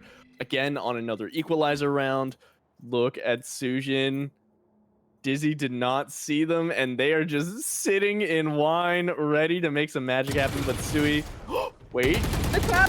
Player Oh, standing. HP not Spike enough. down mid. Sujin, though, still fighting for a chance in this round, but ultimately the operator is there to sweep things up into a nice little dustpan. 4 guns to bring into this next round, and they have tied things up just as easily. oh yeah, and the economy again on the bleeding edge for Sujin. Low shields on both Sui and Aloe Vera, and Vani doesn't even have enough to buy a rifle at all. So Yeah. I wonder what the plan is going to be. Posting the op up on top of Jen. This is a really good off angle for an operator to be because all you need to do is hit somebody in the hand with that gun and they explode. So see how this one works out. Blade Storm. Ooh. Paired with the Daisy, but ultimately they're just out of reach, and because of that, Vani will even be able to find Tomo trying to collect the weapon through the brim smoke, and they're able to just barely miss Flamemore's crosser with the operator, but it's going to be an extend actually on B. The double swing from Sujussy comes out on top. They still have to deal with this Reina Aquino on lane, even with the Killjoy utility out of the picture. Looks like they're still going to go for it, and let's see what Aquino can find. Yeah, they're aware of Oh the my god, body on actually! the- Oh my god, Aquino, so slick, and there it is. The paranoia to teleport into backside to force Aquino into such a horrible spot They're at the aware moment. though. They tried so hard to take that sandwich apart, but ultimately it just wasn't enough. 3v1, Bento is left to clutch for their team. Team captain here, you know? Obviously, Oh, 39 Bento boxes, but let's see if they can wrap this team up. And it's doing Paranoia miss, allowing them to get their first pick. Opening up the site. Stimmy, there's your Stimmy that you love to use. But ultimately, look who's late to the party. It's Sujin. Can Sui do it alone, though, is the question. Yeah. Bento knows that they're pinched right now. Flashes Whoa, just all no, the way the timing! through. So we've seen They're them. just playing time. They're just playing. They're playing, and there it is, Sujin arriving on scene to clean things up. Once again, it's just neck and neck, Goose, and then Sujussy pulls a little bit ahead, and then right behind is Bento's boxes. I gotta shout out Sui for just being the runner right now. Full heart of the team, and they have stolen my own heart. Just straight up sprinting around. There was that moment where Aquino was just like throwing out blinds here and there, and then Sui just full runs it, spraying and praying, allowing Tofu to potentially get the kill there. Oh, and here we go. KJ set up for switch here. That is a deadly one because once you get back there, you're stuck behind everything. This is true, but it's actually going to be the run it back to try and open up the day site. Bucky coming in full blinded, though. Doesn't quite find his mark. Toma behind Dice definitely does, though. Taking 2 for their name, bringing things back to an equal 3v3 as the rest of the team now rotates over. But they still have the Seekers and the Empress just slightly giving the edge over to Sujussy here on this retake. And there's the first one, like I talked about, Goose. Oh no, they're just going right through the door. That is 2 found. Oh, and only a Marshall. Not much you can do there, Aquino, as Sujin pitch still perfect, finds their headshot. Now 3v2, they know both members are heaven here because of that turret contact. Clear to further delay, and just like that, Sui jumps up, gets 1. Time's ticking. Oh, Claymore. You gotta make something happen. First smoke goes down as they dash through. No, it's knife south. Yeah. That's the move they wanted.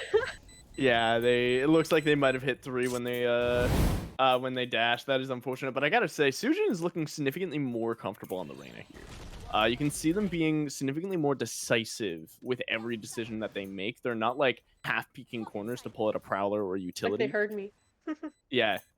Yeah, no, Sujin much better suited to the Reyna in this composition, and it is working so much better. Not only for them, but the team themselves. So gotta shout out. Gotta shout out. Boy. Here we go. Big old stack towards B here. A lot of KG util to contend with, a little bit of Tiles presence as Sui's gonna Oh, Claymore! Sui gonna dry peek that? They normally don't, and then because of that, not just Sui, but Crispy Tofu as well lose their life off of that small mistake. Bunny trying to bring things back, but through the dark cover, Bento escapes with their life and some damage as well off of them. You can see the team now rotating to try and reinforce their team member. But ultimately, that is not how you want to start out the round. Like, you have Guiding Light, you have Trailblazer, you could send anything out to clear that corner, and nothing went out. Yeah, that was definitely a misplay on the side of Sujussy, but it looks like honestly, I was worried that Vanny was about to re-peek this angle. Oh, and they absolutely are able to find the kill this time, though. Yeah, finishing up what they started at top mid here. Well, if they extend into this, there is that setup that you talked about on button and the crossfire to complement it as well. Oh, yeah. I don't see them getting into this B site, and I hope Yeah. that they rotate after I this. think they're gonna res here. Yeah, that's what I'm saying. They farmed the orbs. Why not? Yeah. 30 seconds. Rolled up. Yeah, there it is. It does break it, but Why did that ultimately, break the? I don't know, dude. It's the most powerful res in the game. Who knows what it can do? But they are going to extend right into this crossfire and kill the so both members fall as a result. It's a 4v2 yet again here. And now with 13 seconds left, they have to do something. And this crossfire has not even been dismantled to any degree, Goose. No. They just have to save. They have to save. They don't even have spike. Yeah, there's not really much that they can do, even with Vanny's heroics earlier there. Yeah, they win the round. Now they're just looking for picks. And look, they got one. And they get a save for Packers Tofu to bring their gun into this final round. Yeah. Really important round to have a buy on, because this is, if you have any like weird strategies in your back pocket, this is when you're gonna show it. So still, we're gonna see how this goes, because Aquino is very clean when it comes to their movement. They were dancing on that little ridge that drops down onto the mud of B site, and they were able to like fully hide themselves, fully peek out, fully hide themselves, fully peek out with no issues. Look at the B presence. Speaking of peeking out with no issues, we have Wingman followed by Thrash here to get not one, not two, but three members to take here. And on the strike going as well. They're just getting the kills. That's sweet. Bento, oh my goodness. And that even pulls all chat from Vonnie saying, oh my goodness, but ultimately, that's the kind of coordination you want to see. They clip it and move on. Alvera, though, fighting back on the 2v4, does find one, but ultimately, like, your momentum is just murdered with that kind of opening. It really is. And here we go, just a little bit of util going out to see if they can find their footing, a little bit of healing. Oh, Poe. Oh my goodness. So good. We ended a 6-6. Yeah, we're calling it. Let's see how this goes, because now Sojin's defensive side was definitely the weaker end of their last round. So I wonder what their plan is going to be here. They have a lot of flashes and a lot of retake potential, but the plays here and there could get them on top. Yeah, they only have the Sage as Sentinel, who can be really good. And can actually synergize with the rest of this team quite well, just allowing people to not have to worry about certain angles. But with the exception of like Jet, I guess. But even at that, it's not that big of a deal. Ooh, what is this lineup?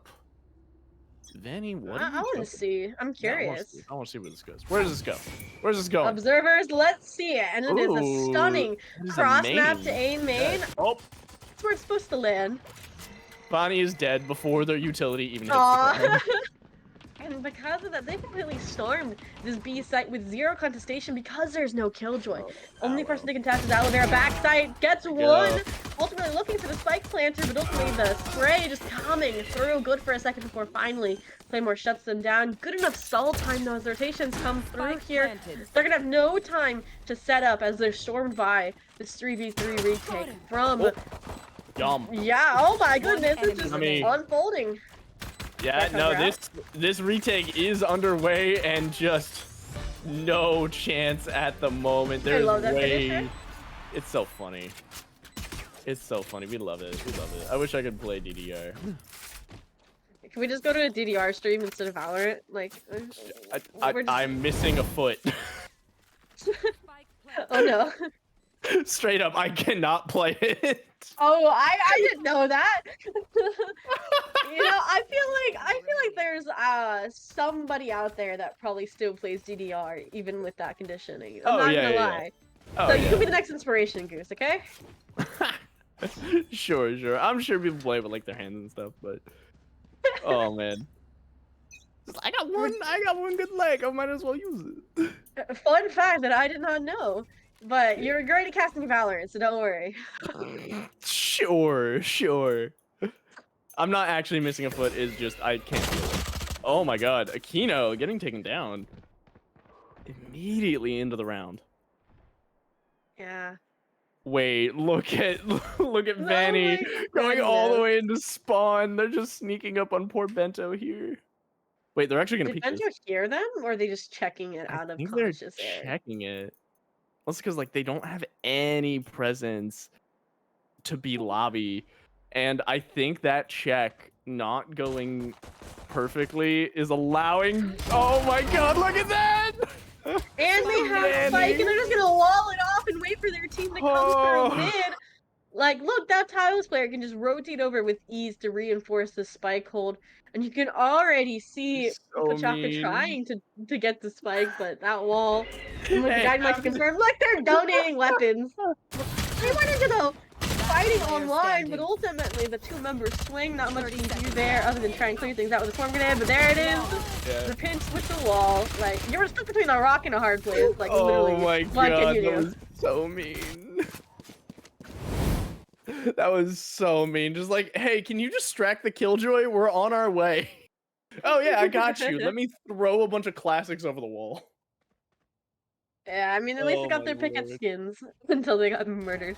They really did. Hey, you want this Prime Classic? Go ahead, have the Prime Classic. Temporarily, but that does give a 2-round lead over to Sujussy here. You kind of were worried about how they were going to play around this aggressive comp, and that was just the answer, is aggression. They're not giving any time or any space over to 69 Yen's Bento box. Oh yeah. Full steal.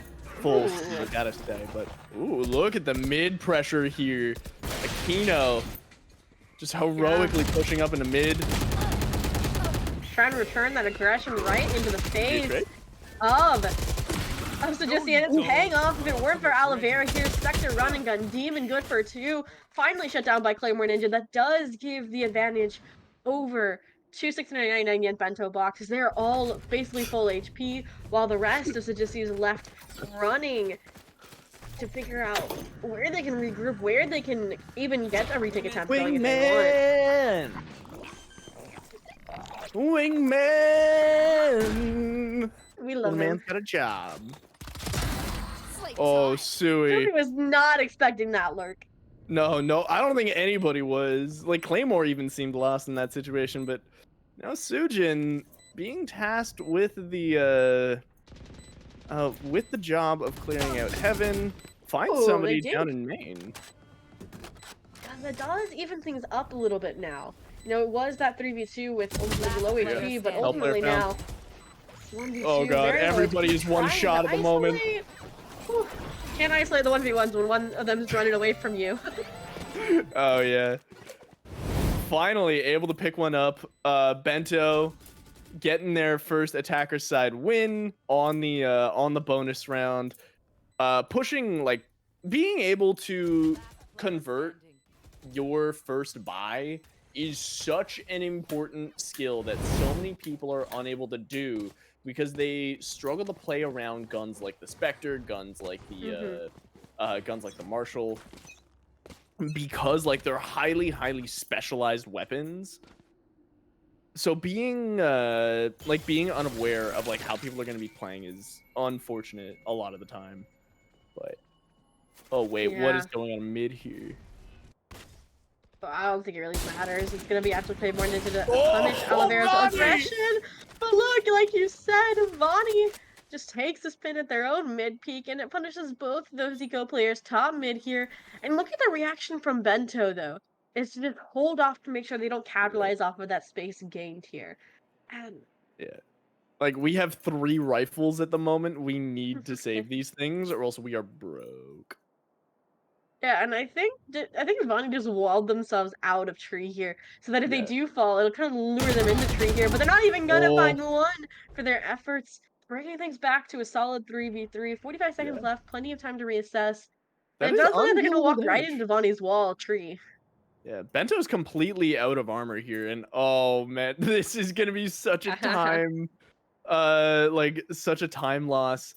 Peeking out, and there's the Oh, save there it wall. is. That's the one that I was talking about earlier, where it's just like you gotta break like 3 or 4 blocks. Launching smoke. And Bento just doesn't have the time for that. Heaven Smoke's gonna go out, and I think we're gonna be seeing the move onto A. Whew. Timing is wrong though, and because of that, they now brought down 2 players. Now even 10 things seconds back left. to the 2v2 though. 10 seconds left. Do they even have time to reload? It's gonna be the Trailblazer just to try and stall time. No player time left. They standing. have to get this pick, Running. and look, Sui knows it is running for the hills. Guiding Light, now that the match is end, now that the round has been won, just to get the pick, insult to injury. 9-7 in favor of Sujussy. They don't want any econ salvageable. Absolutely not. Bento block. Absolutely not. You never let an opportunity like that pass you up. Sui, I gotta hand it to you. That was just a beautiful little flash. Disrespectful, stylish, flashy, and it gets the job done. So I love it. I love seeing stuff like that. But here we go into our next round. Round number 16 or 17 rather. Guiding Light's gonna confirm some early presence, and now we're gonna have this this 2-man hold on B, 1 from CT, 1 from site, and then Aloe Vera watching market while Tofu holds from the door, from market door. Yeah. Once again, they just easily make their way on the site here because there's no Killjoy utility. They're gonna be able to close door, take that space button, but not before Bento finds one. And it's just gonna be a retake unless they can deal. No, I was thinking if they can't deal with Sui on site. Look at Wingman go! He's gonna plant basically on default. No, he doesn't! How dare you, murderer from CT! Takes out the plant Aloe Vera as well, taking out some of these lurkers. Both of them, in fact, here. Bringing things back to a 3v2. Okay, Aloe. Oh, this is gonna be great because Aloe's gonna get a full heal after this. Pushing out to see if they can find the body, and Sujin's gonna capitalize. That's fine. That's just body. Oh, Sujin. Oh, what an amazing retake ult, and just genuine heroics coming out from Aloe Vera. Well done, allowing a bulldog to make the retake.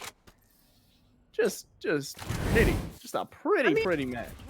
We talked about it. The higher ranked Sons of Sujussy had to step up if they wanted a chance at winning. And you can see already Sujin and Aloe Vera being towards the top of that leaderboard. Same with Vanny, who we know was already popping off last game.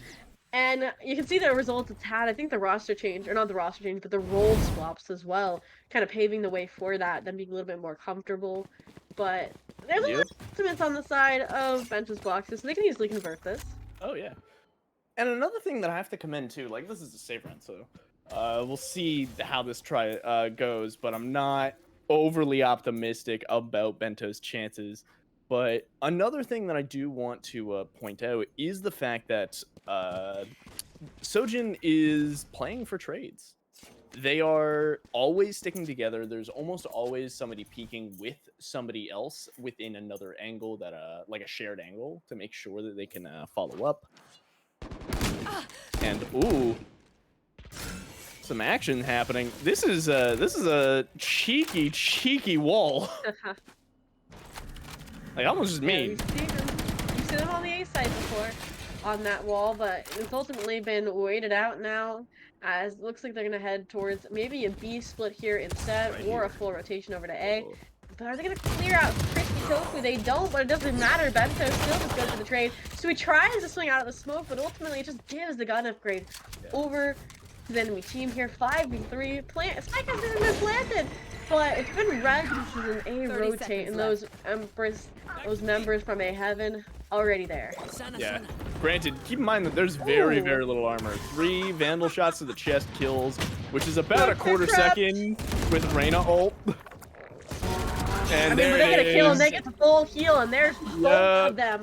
Evening back up to a solid 2v2, and although Spike is planted, there's members in 2 Marshall. different positions. Is that really a It's such a Marshall? close range Marshall. Do they know the last member's Last Heaven? one's Heaven. Now the Yeah. Smith does. Sujussy with the ace! The A's, let's go, baby. You're talking about how they were playing for trade. They heard that and said, not anymore, Goose. I want all the glory. Give me the ace. Give me it all. Give me it all. Man, Sujin doing their family proud in that one, just tearing through the entirety of the bento box. No leftovers, nothing to share. Exactly. And here we are now. What is the economy? Still kind of wonky. Like Vani on so little creds, and like the moment something goes awry, there's a save on either side, no matter what. A lot of money has been invested everywhere. So Look at this though. Aloe is the only person starting out on this A site. Yeah. Yes, now you have Fat Crispy Tofu rotating over, but if they had died on that first peak, that would have been chaos. Just like it's gonna be here. The entry into site off the lockdown will basically give site completely over for the plant, and it's gonna be a full retake attempt. 5-on-5 action as we go forward in this round. Yeah, here's the thing about KJL that I don't really like. Because it forces everybody off the site, a lot of the time people will see it, be like, I have to survive, and leave. So then you're in a 5v5 situation where everybody is coming in from everywhere. Not a 5v5 for long though. 4v3, 3v3 now. As the Empress storms onto the side, they might have to pull out the orbital strike. No, it's the Molly first, but its spike has been halved if they don't hold on long enough. Resurrection 2, orbital strike, and they're gonna fall, but is it enough time? Bot, let's find out, Goose. Oh my god, the timing, Vani! It's halved! Yeah, they have it! 0.5, that was beautiful. Oh my god, Vani, just system mastery right then and there. But that's what I was saying about KJ Ultimate. Don't do it unless you can get a kill first. Or you know that you can hold off against a retake, which in that case, it didn't look like they were too prepared. They had so many resources. They had the Empress, they had the orbital strike, but none of them were in the right position to capitalize off of. Yeah, and they didn't bait out any sort of utility beforehand. It was only default utility that went out first, and then they popped it. Spent a bunch of their utility in the entry, and then they had nothing to prevent the onslaught. That was Aloe Vera storming on the site. Exactly. Oh, Vani. Once again, the return of the cheeky stage wall, but they're going to clear them out immediately! Akino taking the pick, giving them an edge in this round. It looks like they're going to explode the B site off of that initial contact. Only the Reyna CT to contest, paired up now with Aloe Vera. But look at the late lurk once again, finding its mark from Claymore Ninja. Will they communicate to Sui in time? They do. Ooh, what a shot from Tomo. I know, they're not even going to let them have Oh my god. They clearly learned from their mistakes. Tomo not playing passive, playing aggressive, and it gives them the flawless. Guardian Gaming. Also, shoutouts to Aquino for clearing that corner, because that was just discipline. Like, that was straight up just discipline. And now here we are in the Sojin match point still. There has to be no mistakes from here on out. Tomo immediately upgrading over to the Vandal, and making sure that they have enough money for next round, no matter what happens. But it's do or die for the Bento box, so Hope your lunch is ready. But Hope your lunch is packed. pack your lunches, Bento kids. box. We're going on a But field trip. it looks like they're gonna deal with this frontal aggression. There it is. Better weapons on the A side once again. Looks like they're gonna play retake on the side. Oh, Sujussy, we've seen it work before, but with full rifles and ultimates. So let's see how they do it on their save round. 3 members having 1 from tree and 1 late to deny any lurkers. I do Let's just see. wonder as to whether or not they're going to be investing any of these entry tools into this. Say flashes. Ooh, an early thrash. Oh man. Okay, so I don't know whether or not that actually ended up connecting, but Ooh, it doesn't matter. Hobo. Good for 2, even without the detainments. yeah, and Sui, the one who Uh-oh. actually had to face Thrash, is going to be the last one here. Unfortunately, it doesn't really look like the classic right clicks are in their favor today, at least not against full armor. Yeah. So here we are, another round on the board for Bento Box. They're able to kind of pack it in there just a little bit more. 9 to 12. The game is not over, and I don't want to call it a comeback, but there's definitely room to choke here. Bento has a ton of money in the bank. They're against a full buy, with the exception of light shields on Sojin's side, and their breathing room is closing in very, very quickly. Yeah. If there's a round for them to close it out, it's now. They have to run it back. They are 1 off the Empress. They have the rifles. They have to deal with the aggression and the retake coming out from 699 yen Bento's box. And this time they're doing something they haven't done before. 5-person into tree. And this is given over a main control to Fat Crispy Tofu. And I don't know if they're gonna clear him out. Oh my god, what a beautiful spot for Crispy to end up in. Look. Sitting in wine. That is a Oh great my kill. god! They got the one? And oh man, and now 2 of them coming in through CT. Paranoia, clearing a bit of sight, but unable to get anything. Yeah, they let them get the pick Oh, here, but in Aloe. the loud burst, they're just running around. This is their There it site, is. Oliveira, One though. enemy Trying remaining. to Oh. make their way on the Last site, player but standing. now 1v1. Vani and Aquino, 2 of the biggest. I swear to God, if that killed them. The leer, the wall, the panic, left and right. They're on top. They don't even know. Slow That's down. gonna be game. Oh my god, Vani. Ending it in style. You gotta hand it to him. Defenders Sojin win. completely fight us bringing again. it back and getting their shit together for their second ascent match of the day. And we're gonna be seeing Bento Box, the 699 yen Bento Box against the Blue Cheese Haters next. But That was just chaos, you know?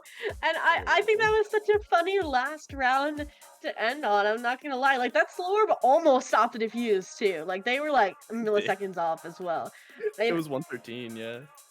Yeah, and, like, look at the scoreboard. Bento and Aquino at the top of the leaderboard, but still losing. And there's those, especially Sujin, the member we said we wanted to see step up for their team, did just that, switching over to that Reyna pick. And even Oliveira, although they don't have the highest frags in the lobby, were just taking so much space and getting impactful kills when it mattered. Oh, yeah. Their retake kills were so substantial, Clean, and the yeah. value they were able to get out of every single movement was great. And again, like, their mix-ups in the sort of mid plays was great. And again, just that discipline of the Sujussy. God, Sojin, we gotta talk, girl. We gotta talk.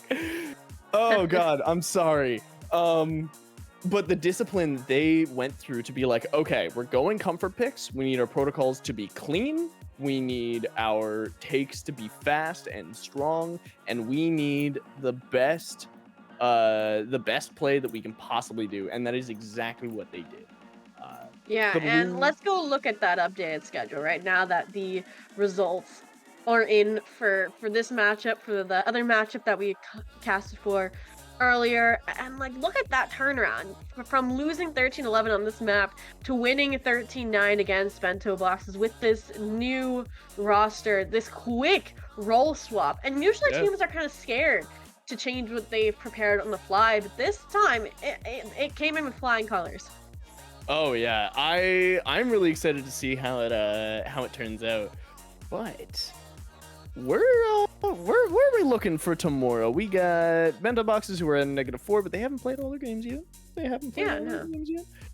So Juicy with a 2 and Blue Cheese Haters as well with a 2.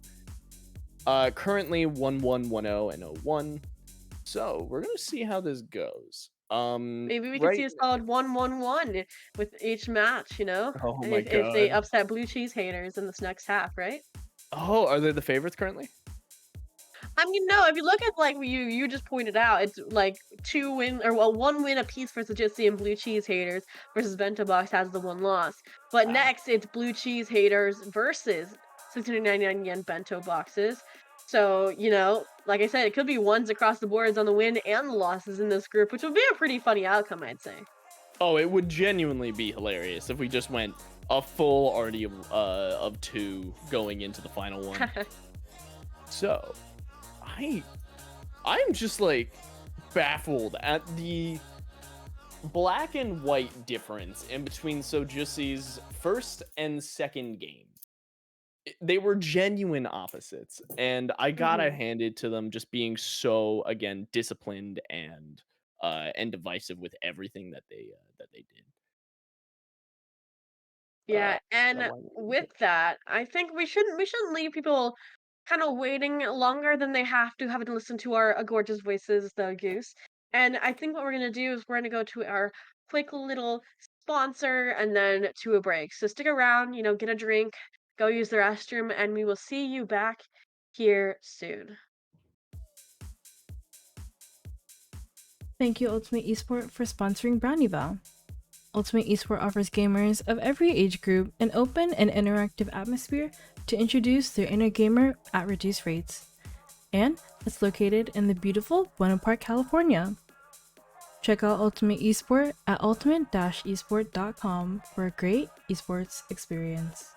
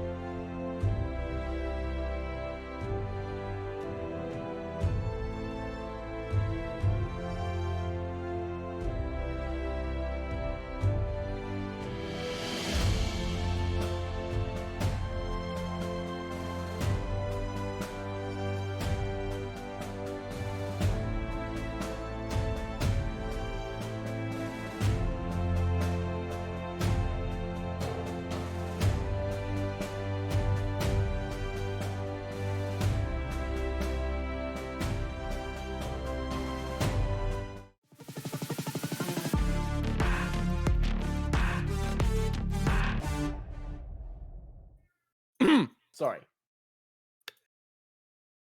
Mew, you keep on coming in at the best times. Oh, Yep. Hello. Benny, the other one. The other. Well, guess what, everybody? We are back with more BrownieVAL Group B action, our last matchup of the day. And it is gonna be Blue Cheese Haters versus 699 yen Bento boxes. Ice, beautiful transition there, beautifully timed. Could not ask for a better production. And Absolutely.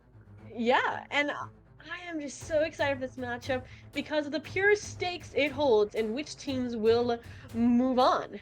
So currently, both Blue Cheese Haters and the amazing, I was gonna say, the amazing Sujussy have one map each, versus Bento Box have lost.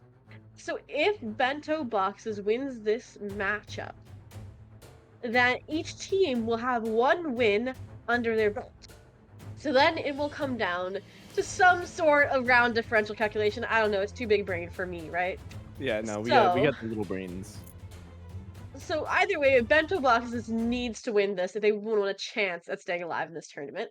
Versus Blue Cheese Hater, if they win, they not only cement their place in the playoffs, but they also cement Sujussy's. So basically, Bento Boxes just needs to stomp Blue Cheese Haters if they want to ensure that they 100% go through to the next bracket. Yeah, this is pretty all or nothing at the moment, and nothing will be certain should Bento win this one. And to make it even less certain, we're going to Fracture. One of the most swingy maps, in my opinion. There are so many like strange intricacies that a lot of people do not understand. I love playing this map in a 5-stack or like in I can't wait to play it in Premiere.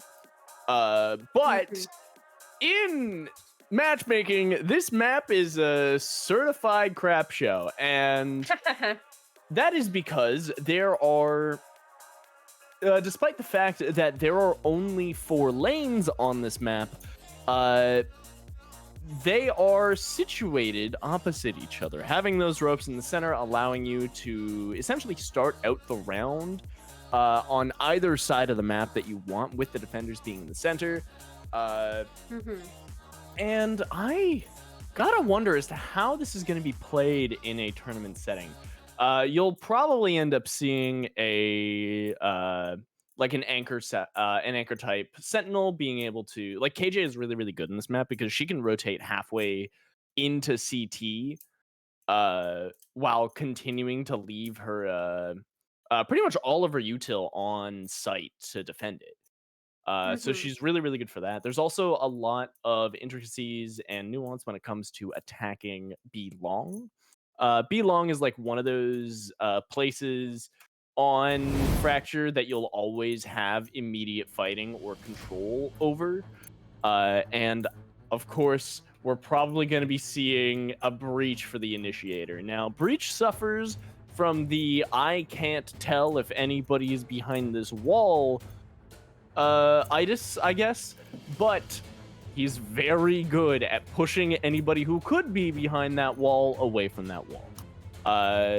Some of the fastest acting flashes that are really difficult to flash yourself with, as well as one of the most annoying stuns in the game, coupled with one of the best site clearing ults that Valorant has ever seen.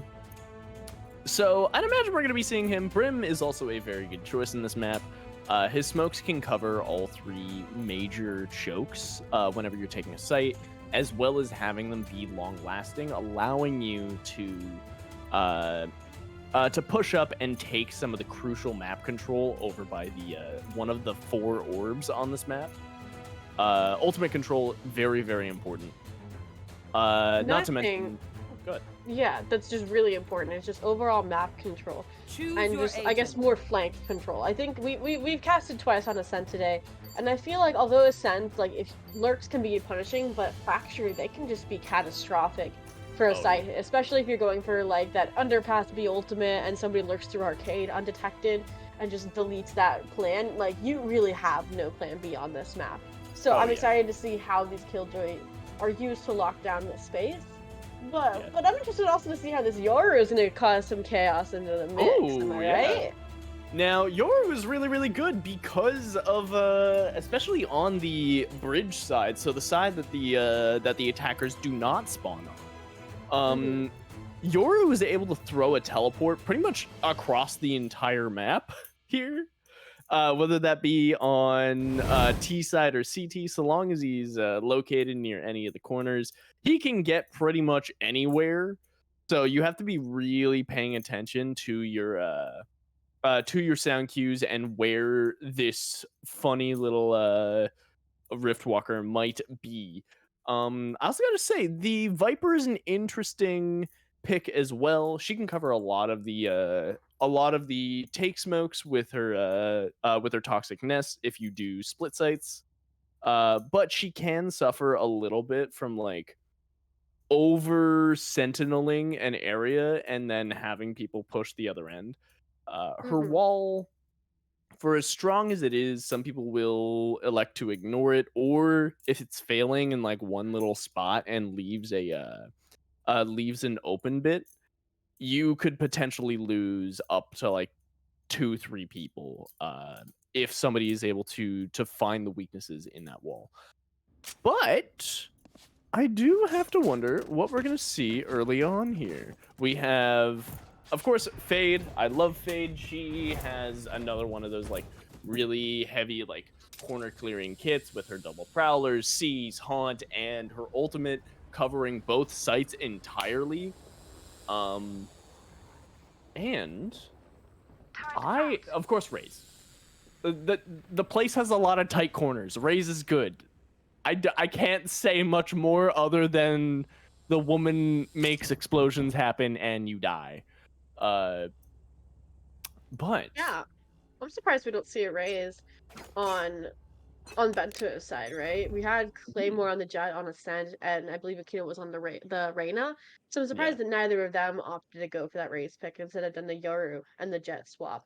But it doesn't matter. It looks like we're headed towards a kind of a B sandwich here, but they have two members in tower. That's gonna be that first obstacle. If the Viper's wall or the Guiding Light don't clear it out. And there's the turret contact. And the Yoru should be on site. Oh, Katie. Ooh. Really, really good spot for this for all the util and the explosions. Beautiful right click as well. And Milk just gets another one as well. Aquino trying to clear out sight at least a little bit more. But ultimately it's a 3v2 and they're gonna have to get aggressive, which is exactly what they do, evening back up at the 2v2. But this right click from Milks are just too powerful and suddenly it's a 1v2. Oh yeah. Going the animation cancel right clicks off the left. Really, really nice. And Pochaco in a rough spot. Ends up getting spotted. A little bit of chip damage. Placing swarm grenade. Okay. Swarm So grenade investing their final bit of paid util as the turret, so 30 they are going to be able to seconds get left. at least something going They here. got double swarm though, if they decide to commit this. Yeah. Trying to isolate. Ultimately, the turret could even get a kill here if they try hard enough. Exactly what can happen potentially. They do cross over. Oh, Wallbangs coming through though. Time to Oh, they're bring both around the running a Rosie blitz. good for one, but they get Let's go! from X-rays are off. I couldn't see it until it was too late. I mean, I'm sure you know that Petraka couldn't either, so we're in the same shoes as them. Oh my god, Milk with Look, an we get a absolutely replay of the knife too. That's delicious devastating.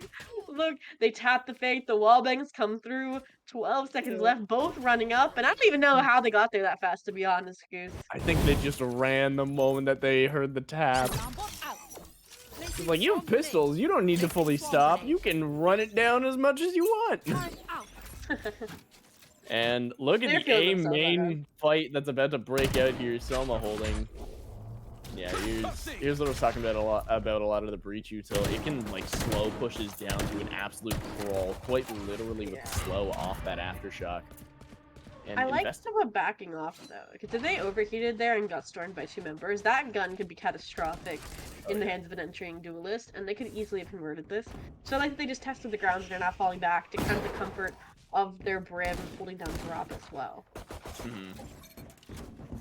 Definitely a good choice on Akino's end to use the dash, but also keep presence in the A main area because it just draws eyes there. But look at Thug Snail moving all the way Oh out no! to dish. This could be. Oh no! I Oh wanted the no! crashies. I wanted Only the one VCT person should movement. use the zip line at a time. Only one person should use the zip line at a time. At least I only got 2 and not 5, like we've seen the Ace and VCT, but still, 2 is enough Oh to do my damage and God. get away. Look, 30 Milk coming in to seconds clean left. things up, and One ultimately enemy Akino's remaining. lurk does get the trade back Yeah. with Pachako. Very similar situation to before, the last one standing there, Thug Snail fan is to clean things up. Yeah, that was just beautiful. What an unfortunate situation for Bento there. Ends up just like getting found out, and you've lost 2 people. You're on nothing but classics, which Yeah. oh lord, those things drop off in usability past 20 meters so hard. That thing is deadly inaccurate. And here we go, a big ol' storm up B long to see if they can convert this this anti-bonus on a full buy. Get out of my way. Nothing seen up Yeah, that Blade white. Storm's now online to be used to pave their way here. The dash in as well is good. But look, they haven't cleared out tower, which is where those 2 members are, the judge, but it's from a longer range. We'll see what happens as they force their way through the toxic screen. They don't clear the corner. And suddenly it's a 5v4, and they're just gonna get pinched by these 2 members. Tower paired with the aggression from Generator potentially. Molly gonna delay now, but it might just be delaying the inevitable here. Let's see. Yeah, look at that! They just go line up for Thug Snail fan. And now it's just the Yaru left, and there it is as a team, the Flawless, bringing things to a 3rd round for Blue Cheese Haters. Oh my god, what an amazing round to win there. Just pushing this in to just panic territory for Bento. 3 and 3 for their top frag Aquino. And that is, oh no, I don't know what they're gonna do. They're on a save round. They're probably going to invest at least a little bit into some of the cheaper guns here, but oh lord, I don't know. Like, I don't know what the play here is. Milk and Thug Snail are really just making sure that both sites are covered properly, and every movement that they make is substantial. And you can immediately see Thug Fan again going for that lurk, while a main control is being called for.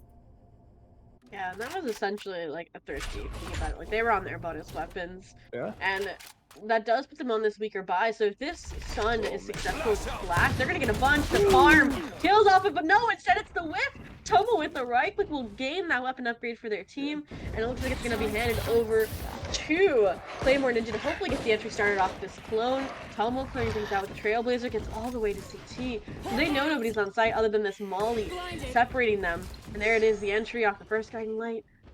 And the timing. They take a side, but they're not planting yet. Look, Spike is stuck still main. Oh, rough spot to go. Haunt's gonna go out. Actually, wait, was there a pop in the note? Oh my goodness, that's a Brimble, baby! Oh, that is disgusting. So much damage. But look, they're fighting back. It's a 3v2 suddenly. Spike ticking away here. And they suddenly are in favor on their 3th round here. Tomo's collected the weapon. Sasha's going to keep him in the corner for now, and Caitlyn also capitalizes off of it. And suddenly it's a 2v2. Pochako again looking for that situation, but the paint shows no shield! 18 HP. Oh, Do they have any mollies they didn't left? even hear they didn't even hear it go off. Oh no, that's gonna be. Oh Oh, wait. they got off! They got off! Oh, Yeah, they I have was time? Yeah, they do. They got plenty of time. Yeah, they have plenty of time. They're able to half it. Novocaine able to bring up a 4th for the defenders. That's going to be a colossal bank buildup. Luckily for Bento, they have a full buy this round, so they might be able to convert something here and get the ball rolling. But right now, they are like Sisyphus trying to move just a planet up a hill right now.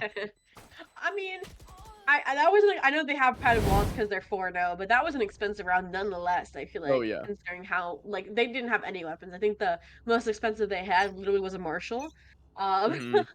And now that they're on full rifles, they do have that lockdown here. If they can get past Thug Snow fan, they might be able to get a pinch onto the A site here. But it's gonna have to be a team effort.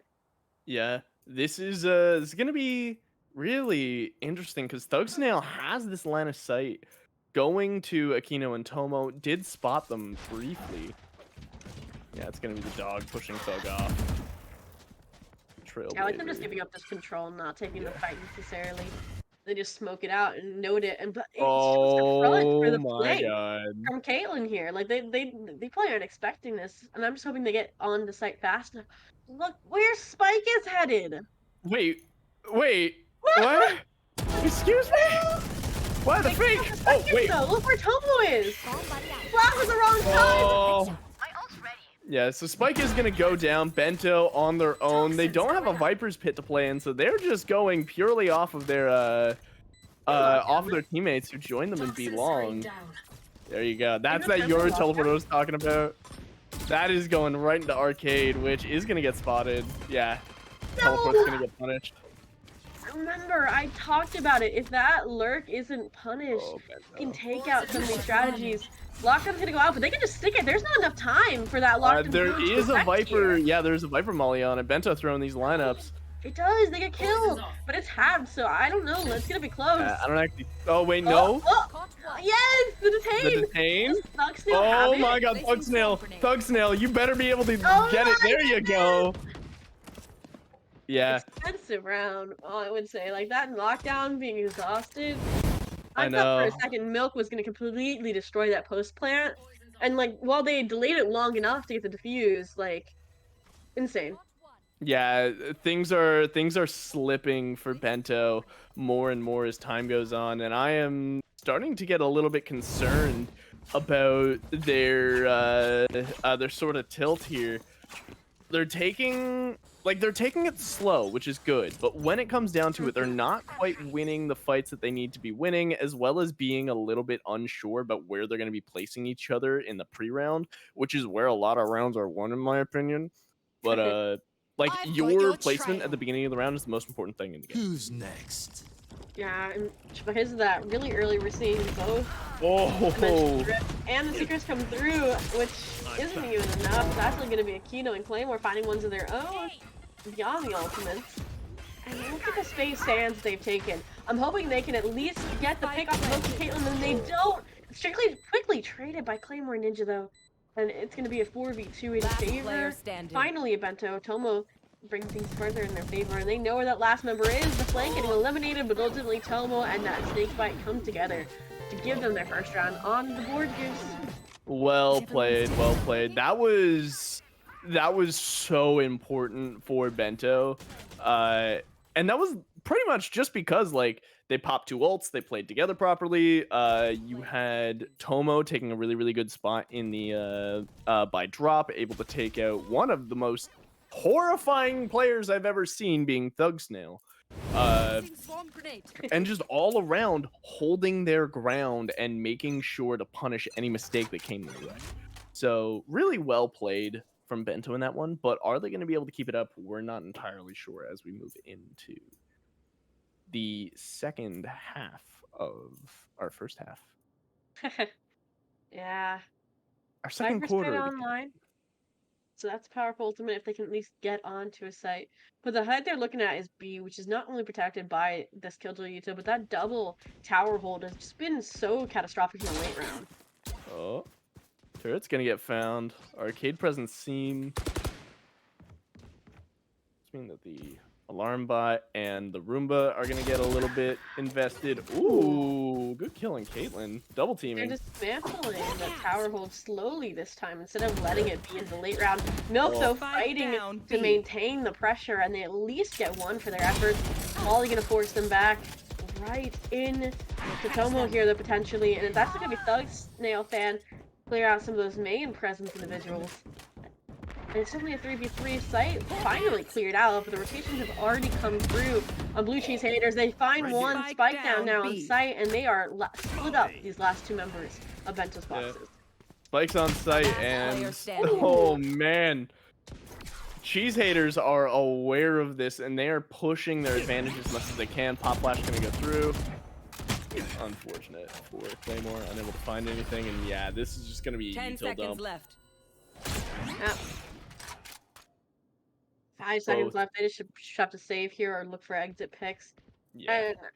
And bro, Thug Snail fan is plat.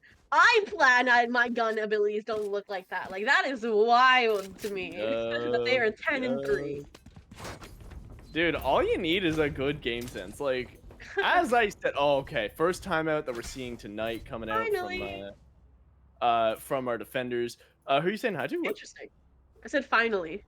Okay, I thought you said hi Millie, and I'm like, wait, is there somebody else joining us? But why is it that they're up 6-1? I just realized why is Blue Cheese Haters taking a timeout and not 699 bento boxes? Could be a tech pause. You never know. Well, tech pause I think is separate from a timeout. So I'm wondering what they figured out, what they discussed to make sure that they keep this streak up in these last 2 rounds of the first half. Fair, yeah. Well, I don't know. I'm definitely a fan of like making sure that your opponents can't like making sure that like you stay playing optimally and safe.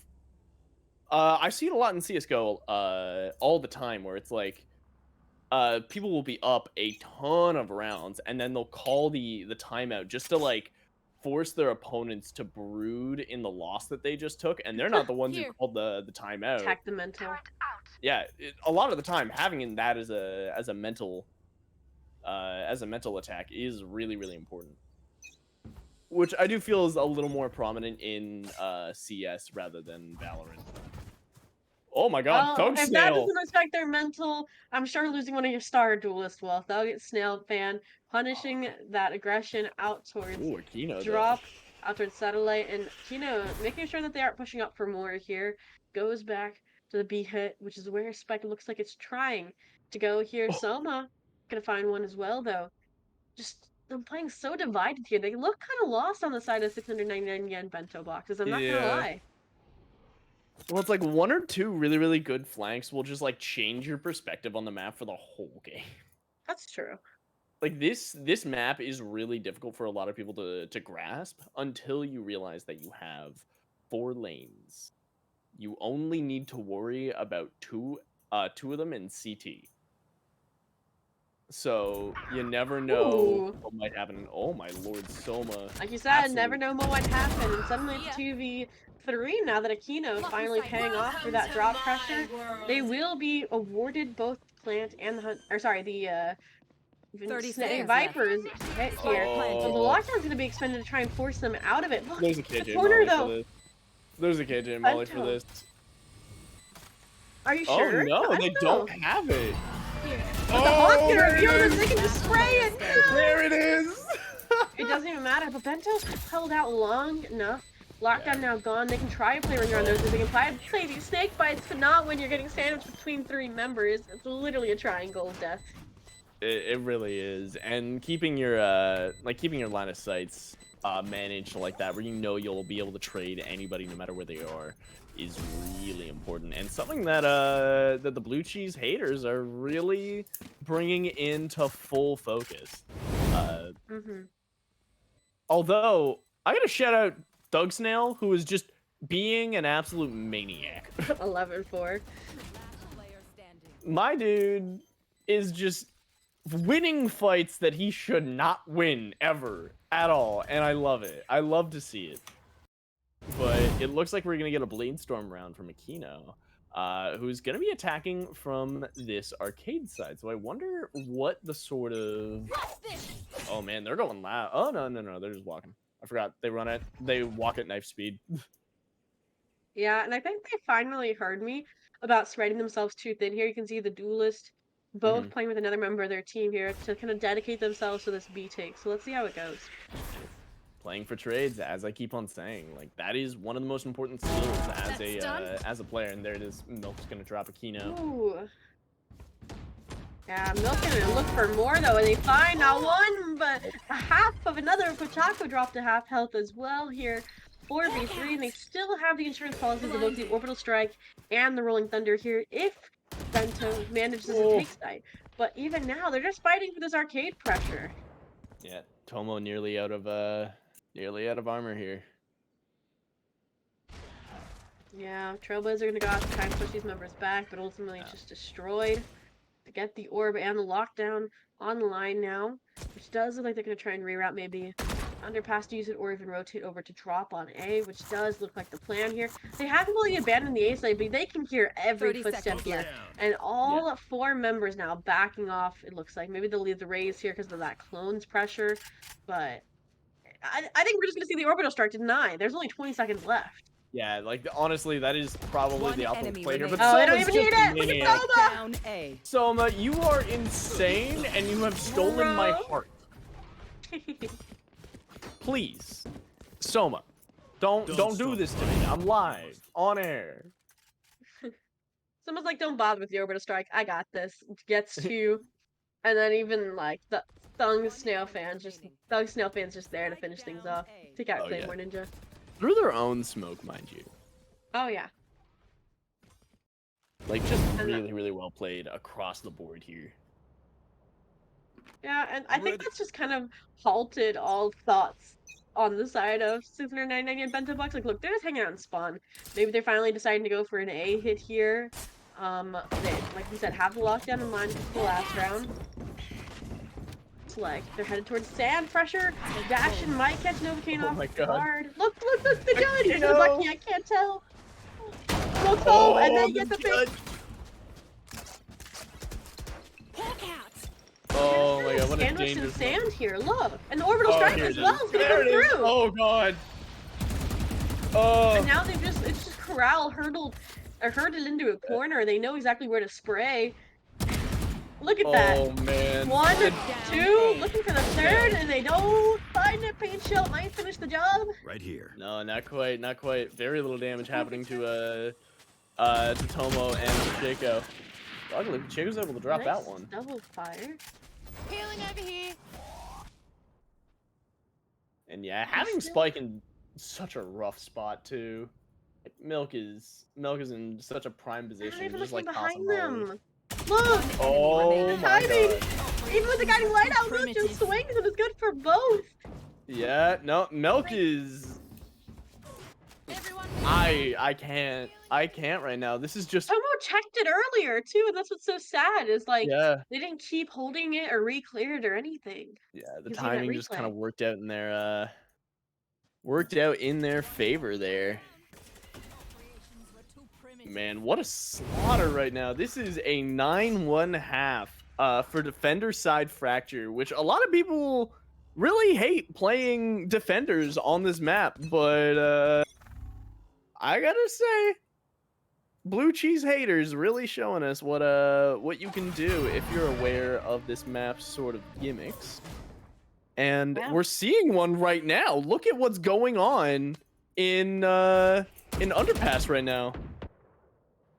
Yeah, they've just completely taken over all that space, and as soon as this Be Execute comes out, or we see a Trailblazer, I expect it to get punished immediately here by both of these members. And here it is, the Be Execute, the flank following through. They're waiting. Oh, the Trailblazers! They're gonna play spoiler here. They're both taken out, but it's too late. It's just Claymore Ninja having to defend against this double peak. And even the pinch from Generator, like you said, comes through. And then suddenly Tomo left alone on site. Paint Joe forcing them into tower. Nightfall has insult to injury, but look! Mike said he played it on the A side. Tomo is just playing for their life here, playing for Distractor. And now they're just running. They're playing time, dude. They're playing time for their team here. Look, it's working!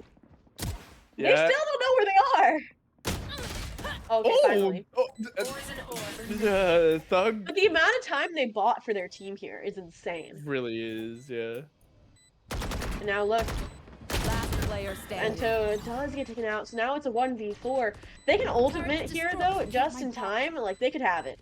But I don't know if there's enough time here. If they ult, there it is. The first Molly kill.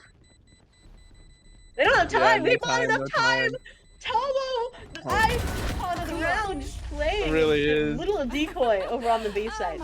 Full MVP right there. Well done. Well done. And moving into the last round of the half, we might end up looking at a 9-3 curse. I don't want to. I have a caster's curse. I shouldn't say things like this. I can't say things like this because I will it into existence. Bento calling the timeout, needing a breath. Get a snack, my dude. You got plenty of stuff in the box. Oh my lord. I just can't right now. This is so much more divisive than the other games that we've seen tonight, and it is going to take a miracle, nay, multiple miracles, in order to bring this back for Bento. Yeah. I mean, like, blue cheese haters really haven't changed Yeah, many strategies. Like, I think last round with the two members on B side pushing underpass was the first change we'd seen all half. And now this kind of round, we can see the Killjoy and the Rays not playing in tower is another change. But ultimately, every single player has been playing the same positions, and they just haven't had to adjust to anything that Bento Box has been doing. yeah, it's like, being decisive with your decisions will go so far. And I will continue to repeat that until the end of time. I am not afraid to repeat myself on it because it wins rounds. Look at where this dimensional drift is coming through. They're trying to be divisive, like you said. Yeah. This really fast B execute, sorry. And like Gurv is already on site, but Soma just holding it down equally as well. Through the Cloudburst, good for two. Finally taken out, but look, the Cavalry, Thug Snailfin just comes down from drop hunting on their own and brings things to a 1v4. They don't want that 9-3 that you talked about. And while No, they Tomo's don't. fighting back, how much can you do here? Yeah, Tomo, such a rough spot. Spikes on site. The last round of the half. Oh. That was just running. That was just mean. Milk. Hey, they're nerfing running gun in the next patch. I'm looking forward to that. I thought it was I thought they were nerfing the wire accuracy. They're nerfing a lot of things, but it's targeting running gun is the goal. Oh hell yeah. That's one of the things they're doing. They're doing a lot. They're doing a lot. You know, they're nerfing the shorty, they're changing some stuff with the frenzy, nerfing running gun, nerfing Viper again, which I'm pissed about again. I don't really care. What? Which is funny But because look, I'm a controller look at player. what Bento has been in these clutches. Like, they That's can true. imagine that half of them would have been possible with these nerfs. Okay, but having a molly that gives vulnerable is so bloody good. Having Yeah. a smoke that deals instant damage is so bloody good. Like, that's just insanity. But here we go. Some fast play coming in from the side. Yeah, it's a new half. Yeah. And From the new side. despite the aggression, these team members are just kind of falling back a little bit. Maybe gonna try and play some retake here. You can see Aquino giving up that site direct control instead of playing from tower here. Gonna try and swing. Does get some dinks off here and there, but no real kills here. Instead, like I said, gonna fall back and play with their team potentially. Claymore Ninja getting things started with one of their own. Dinks another, but is immediately taken down. Look, they're not checking Canteen, and look, the fight's starting to go in favor Ooh, there you go. and they finally do 10-3. It might not be the 9-3 curse, but they are still fighting back nonetheless, Goose. Absolutely, and you know what? Pistol round is what sets the pace for the rest of the for the next like quarter of the game. So it's really important to be able to get that one because you are down a lot, so you have to take risks. I was actually about to sort of yell at Bento, like the 699 yen Bento box, for not taking any sort of flank control. Everybody was grouped up in the long. First round, okay? That's true. That's true. But having an early round flank on this map is really, really good. They took no A main control the entirety of that one, but the fights went in their way nonetheless, and they were able to clinch that one out. Oh, Speaking of look at going this. in their favor, Akina with a quick flank takes out Novocaine, one of those initiators, now less information. Clone as well will get shot through the toxic screen. Are they gonna have the timing as it falls is my question here. Soma, the only one at the front of this, and they are gonna get spotted. But they fall back nonetheless. No other kind of casualties on the side of Blue Cheese haters. Watching things with X-ray, it's like I always want people to just shoot each other through walls and smoke. I'm like, you can hit them, you can hit them, and it really does give me a bad habit. Never mind. But as that wall falls, you try and trade it with a molly, but ultimately trades left and right. It does come out that it's a 3v1. Thugs now, fan. We've seen them do it before. Let's see if they can again. The wallbang's not connecting, but the guiding light does. They're frantically blinded. Right-clicking with a classic, and it's Tomo to finish things out, but Pachaka will be good for the defuse. Yeah, that was a really good retake. Being able to just kind of corner poor Thug Snail and just absolutely tear into him with all the util that they could possibly muster. Bento Box having plenty of tools in their kit and using them really well there. And I gotta say, I am seeing a few of the restrictions of Yoru here. Despite the fact that like Claymore was able to confirm position with their clone and get a kill, they were unable to get out, unlike a lot of the other duelists in that situation. Just because of the super long windup on Yoru's teleport. It takes forever for him to pull through into the other one, and it can get so easily. But here we are, a good old B split from Arcade and Wong. Molly's gonna... Yeah, I was gonna say, if Bento can win this, they would reset the economy into kind of a save or two for Blue Cheese, but instead they've gotten 2 opening picks, obviously having those better weapons, but even long-range Spectre fight from Bochaco is not enough. Only gets 1, but is ultimately traded. Bento, the only one with the rifle, finally arriving on site, is good for 1 as well, but it's ultimately a 3v2 here.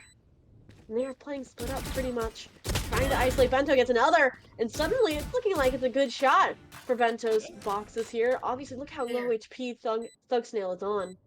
The Bento Boxers looking to try and make this retake. Oh! It's 1. Satchel. And they're just gonna push it. Did they hear them jump up? Oh, that No, but it doesn't matter. Yeah. Katie, able to keep things alive. 13, 8, and 5. They're going so well here. And also, here's a quick tip. You can shoot the raise satchels. You can shoot opposing raise satchels in order to destroy them, so you don't need to worry about taking that like extra 30 damage, which in clutch situations can be really We just bad. saw it a difference maker. Yeah, it really is the difference maker.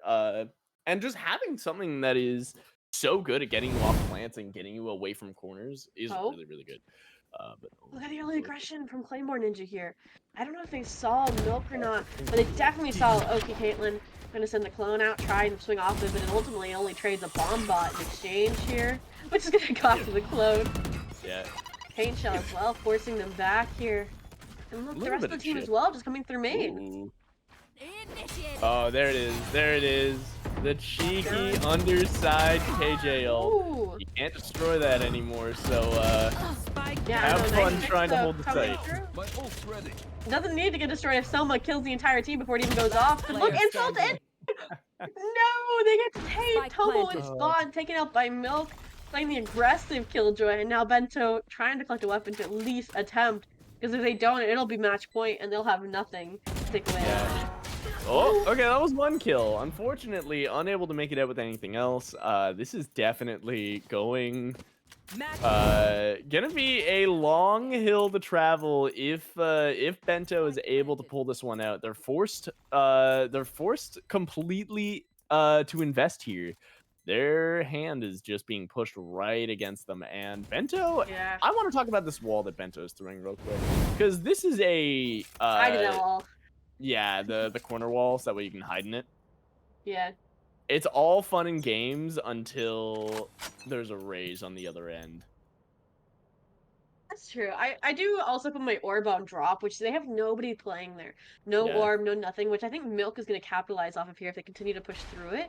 But look, they also have the Orbital Strike and the Rolling Thunder, so I'm expecting like some aggression to close out their match point. And the first Yeah. contender is going to be Aquino here, Stan. If they push through this door, I don't think they expected me. No, they're flash. The judge though doesn't find anything, and look, just because of that, Ooh. has to be Bento to hold down the side all alone. Good for a second and a third, but the Orbital Strike now forces him off the side stairs. They're somehow still alive. One way. Look at that! Oh my god. What just Bento. happened, Goose?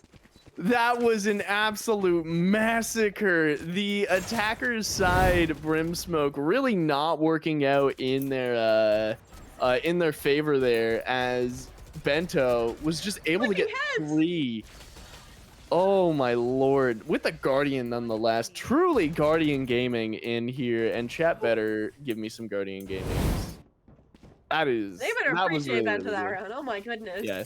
Bento continuing into the next round with this Guardian, and you know what? Pochacho is gonna join in. Yeah, I'm hoping this time Aquino's prepared with that judge, though, in my eyes. And it looks like instead, though, they got scared off the A side, right? They're going to the tried and true B site here. They have the showstopper to lead them in if they need it. Rolling Thunder as well. And look, that snake bite. They're just gonna walk right through it and go towards Bento. The Rose all going up, stuck in the Killjoy util. They are dead and gone. And look, Plank coming through as well. Aquino.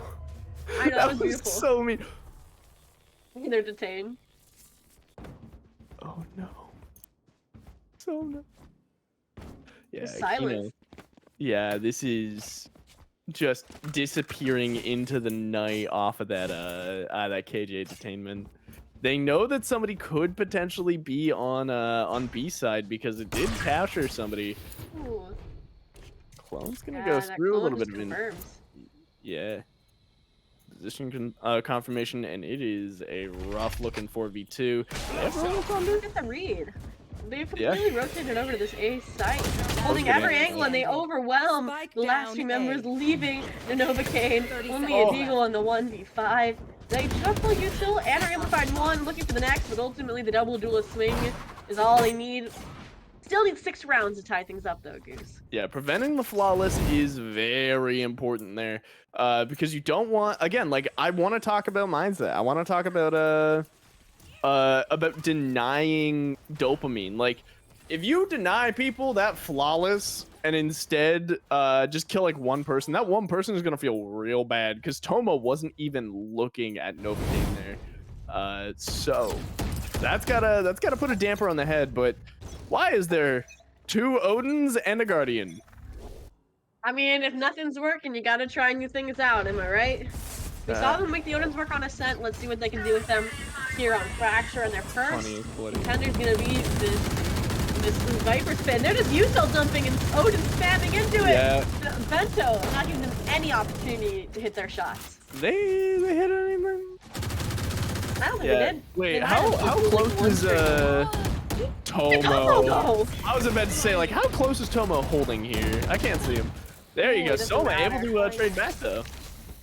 Someone's had this ultimate for a really long time too. I Yeah. feel like this would be a great time to use it, but Ooh. they're quickly getting just taken out, eliminated one at a time. Claymore Ninja finding one of their own, and they're still just staring down at this Viper's pit.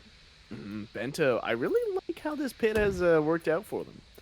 Because they have this like weird slot on stairs that allows them to kind of peek in and out and quickly refill. Here we go. Yeah, it looks like they're Flash headed to towards go. Sand though, which is where they know Claymore Ninja's been playing. They make it past initial defense. Now the smokes come out. 30 But Claymore seconds Ninja might have the time if they push out on the rafters here. And looks like that's exactly what they're going for. Going to play off of Bento's contact on side. But look, their team's headed into spawn the B side instead. Aquino, the only line in the fight, trying to get through the wall. They get one.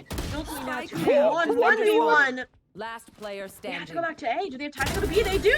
But Oh. it doesn't matter. Bento gets the timing. 1v1 Oh, clutch to man. keep their team alive. And not just in this match, but in the tournament. Yeah, a little bit of a pop off there. And you know what? I cannot blame them for that one. Just like, yes, we're staying in it, baby. Not only that, but that was the kill that put them into a positive KD. So you might as well be happy about that one. Last player standing. Yeah, and I mean, top of the leaderboard, you love to see it. And it's throwing them into the bot. You can see they force these, like we said, 2 Odins. That's expensive. Now they have to be forced to deal with, I think the Spectre being their most expensive weapon here. And they're against the operating of Aquino, which finds its mark. Milk taken out, and we've seen the lure potential Milk can have. So now it's just kind of left the rest of the team scrambling towards the A site. Yeah, here we go. Soma in a main. And we're in a pretty difficult 5v4. A lot of util being traded here. Is the flashpoint gonna go through? Okay, Haunt's committed. Gets shot at immediately. Flashpoint's gonna go through. Clear out Guru though? They don't. Oh, they haven't cleared him, and the flash. Down A. That was such a good guiding light, and Nova came now in a 1v3. Nothing but the Stinger. Fortunately, gun diff is gonna be all the same, and Tomo off that hero flash, just getting everybody. It's absolutely insane. Look at the replay and where Claymore Ninja is the entire time. They're just an outside observer. You know, they're a free cam here. They watched every kill happen and then died. Talk about Tomo. A morality hit on the side of Blue Cheese haters, them not clearing that corner and just being watched from afar. Yeah, morale better be low there. And there's a lot of scrambling here. Oh my god, excuse me. Oh no, this is not what I like to see. Oh wait, hold up. There's a KJ ult. There's a KJ ult. Yeah, no, I think they're about to go guns blazing into B. The Killjoy ult to open things up. The Brim ult for post plant. The Nightfall and the Rolling Thunder to further take site or delay a retake. But Aquino's there to shut it all down. Bento with one of their own as well. Rolling Thunder out of the picture now. It is a 3v2 though, as the pieces fall into place. Yeah, this could be exactly what they need. Ooh, Nightfall does go out as, Novocaine falls. Look, leading the way, and now it's just the one left over. Both in tower, they know, but suddenly it's a 1v1. Do they know where Claymore Ninja's TP was? Yeah, do they have lineups is the other question. Yeah, no, he doesn't see it. He doesn't see it. Oh no, he didn't realize. And they live to fight another round. Gives plenty of time to get the defuse. Oh, what a beautiful, beautiful play from Claymore. Getting out of that orbital strike and going right back in. And I know I was talking about Yoru's sort of hindrances earlier. In that situation, there was no duelist you'd rather want than Yoru. Yeah, the outplay ability. Yeah, like his clutch scenarios, especially like if you have somebody backing off, you can teleport and reposition really easily because he didn't hear the teleport. That orbital strike was definitely covered. So here we go. Claymore throwing that the nice little TP all the way over to A site. I am not a fan of like where it's positioned. Oh wait, no, it's not like in arcade proper. We're good. Yeah, they're forcing to save once again. Only a hero rifle for Milk, who's going this time contested into drop and eliminated as a result. So no rifles anymore here. But look where Bento is playing really aggressively. Full flash will hand a rifle over to Soma as the top of the screen falls. Como is the only line of defense here on the A site, and as a result, there's Rolling Thunder we've been waiting for into the site in full blind, and both members, they're still finding picks, finding frags. Claymore Ninja complements it with 2 of their own, and they know Brim is the last player A main. Yeah, Thug is definitely in a rough spot here. Pulls out the classic, and unfortunately being met with that Vandal. I really need to know how to pronounce Pachaco. Let's go look at our spreadsheet. It says, let me go check. Oh yeah, we only have it for their actual names. So let's go see if that's actually listed as their name here. And yeah, it's not. So their real name's Raymond or Ramon. Sorry, Ramon. Their real name's Ramon if you want to call them that. Okay. I've been calling them Pachaco for too long now. So I think I'm kind of forced to sit with that. If I know the new pronunciation, then we're good. But I won't be able to do a complete name change. At least not at the moment. You know, it's 12:10, right? We don't have that much more time left. True. I don't know. This is looking like it could end up pushing into overtime, and Kate unable to make the trade on Aquino with the op. And they're going back for more here. And like I would have expected the showstopper to come out to get the trade, but no, they hold on to it instead. Have just completely slowed down. We're not seeing that explosion, that aggression anymore on the side of Blue Cheese haters. And instead, it looks like they're going to rotate right into Tomo, who's holding the correct angle, but doesn't fire in time. and that will open up the A site other than Claymore Ninja, who's in that same corner we saw a few rounds ago. Yeah, they're waiting for that Viper wall to go up. Bento Look who's pops the close, though. wall. Oh, that's not good. Uh-oh. Popping it right off. Where'd they TP to, though? Yeah, they If went they all had the way back. stayed, they would have gotten so many frags. Spike planted. I think somebody was looking at them like that. I just don't think it was safe. And then, ooh, okay. So they're planning on investing potentially the lockdown, but in this 4v3, things are gonna get pretty bloody rough here. Time out. Corner's free, so Yeah. there's the there it is. And ooh, let's go. Lockdown gets destroyed off the showtime. Yeah, I think this might be game. Yeah, they have the Bladestorm online, but they have to go quickly. Time is still ticking, and Soma's just gonna send out the fall line to further delay, and suddenly it's a 3v1. They haven't even dressed the number on top site. Soma finishing things off, and I just want to say, 10-2, that was the scoreline on the half, and they somehow brought it back to 10-13. A beautiful attempt out of 699 yen bento boxes, but ultimately, that does bring our Group B matches to a close. And do you want to tell everybody the results? Yeah, I do believe that allows Blue Cheese Haters and Sujussy to move on into the finals tomorrow, aka playoffs, I believe. But I want to give you guys a big thank you because you've allowed us to cast one of what could potentially have been my favorite comebacks I've ever casted. It was so good. They were so close.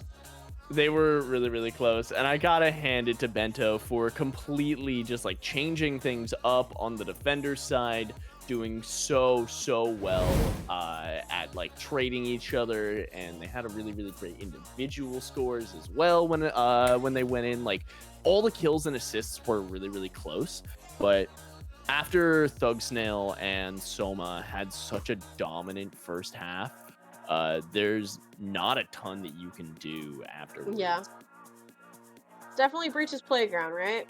It really is. So many little walls that you can use things through.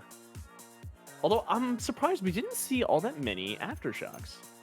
Or not. Sorry, burners. Bernie boys. Any what? Any of like Breach's wall molly. Yeah, that is an aftershock. You're right, and I do agree. I don't think we really saw many of them in the post plant, mainly because they usually won before the post plant on their on their attacking side. I'm not gonna lie. True, yeah. And that was just wild. And like we said, that does bring the group stage to a close. But there will be more action tomorrow. Like we said, the playoffs. You can see the brackets there. There's still some matches going over on the Group A's side to determine very similarly if it might be a tied game to see who will move on. I believe actually I think actually no matter what, it does look like it's going to be Croissant's Disciples and I believe moving on. So you get to see those 4 teams over tomorrow on the mainstream, which I believe we're both coming back for semi. I could be wrong. I'm coming back for semis. Are you? I am on backup, I believe, for tomorrow. Ooh, so you might be. I know. I think it's me and Rain coming in for the semifinals. I'll check it. All right. Yeah. Yeah. So So we will be back. yes, you are going back tomorrow. I am not. Either way. Well, it's been a pleasure casting with you again. Yeah. And I do believe I just want to give one more thanks to our sponsors, Community Gaming and Ultimate Esports, giving us the amazing prize pool that these teams have fought so hard for and continue to fight for tomorrow. But I believe that means we are going to say our final goodbyes and throw it over to our hosts, who have a fun little message. Absolutely. So I've been Zobi. This has been Goose. Sorry. I heard the disconnect sound and I thought I got moved. No, we're I've still been here. We Goose. still have the floor. Yeah, I've been Goose, and joining me is Zobi. I am Woo. stealing your thunder right now. Thank you guys so much for coming out, but that is where I'm going to be having the curtains closed on myself. We'll see you later. Yes. But goodbye, and to our beautiful hosts here, take the stage.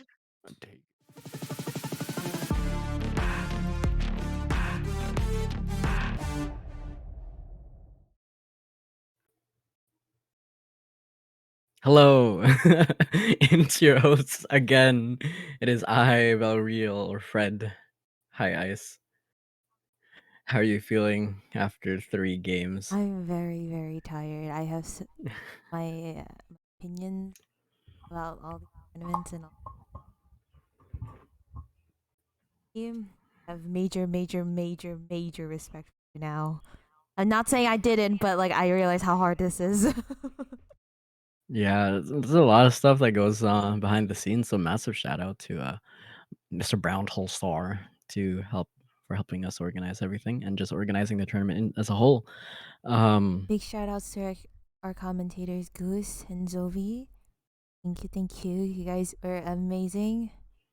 And then lastly, huge shout outs to Color for being our observer. Don't know how you do it, but crazy work. It's a lot of grass cutting. From what I see, like when it's free cam, it's a lot of yeah, mowing the lawn simulator. And then another final shout out to Mutani Tiff for being the admin for Group B. But I think yeah, this is super exciting day one group stage. Uh, I agree. I agree. Crazy it's games.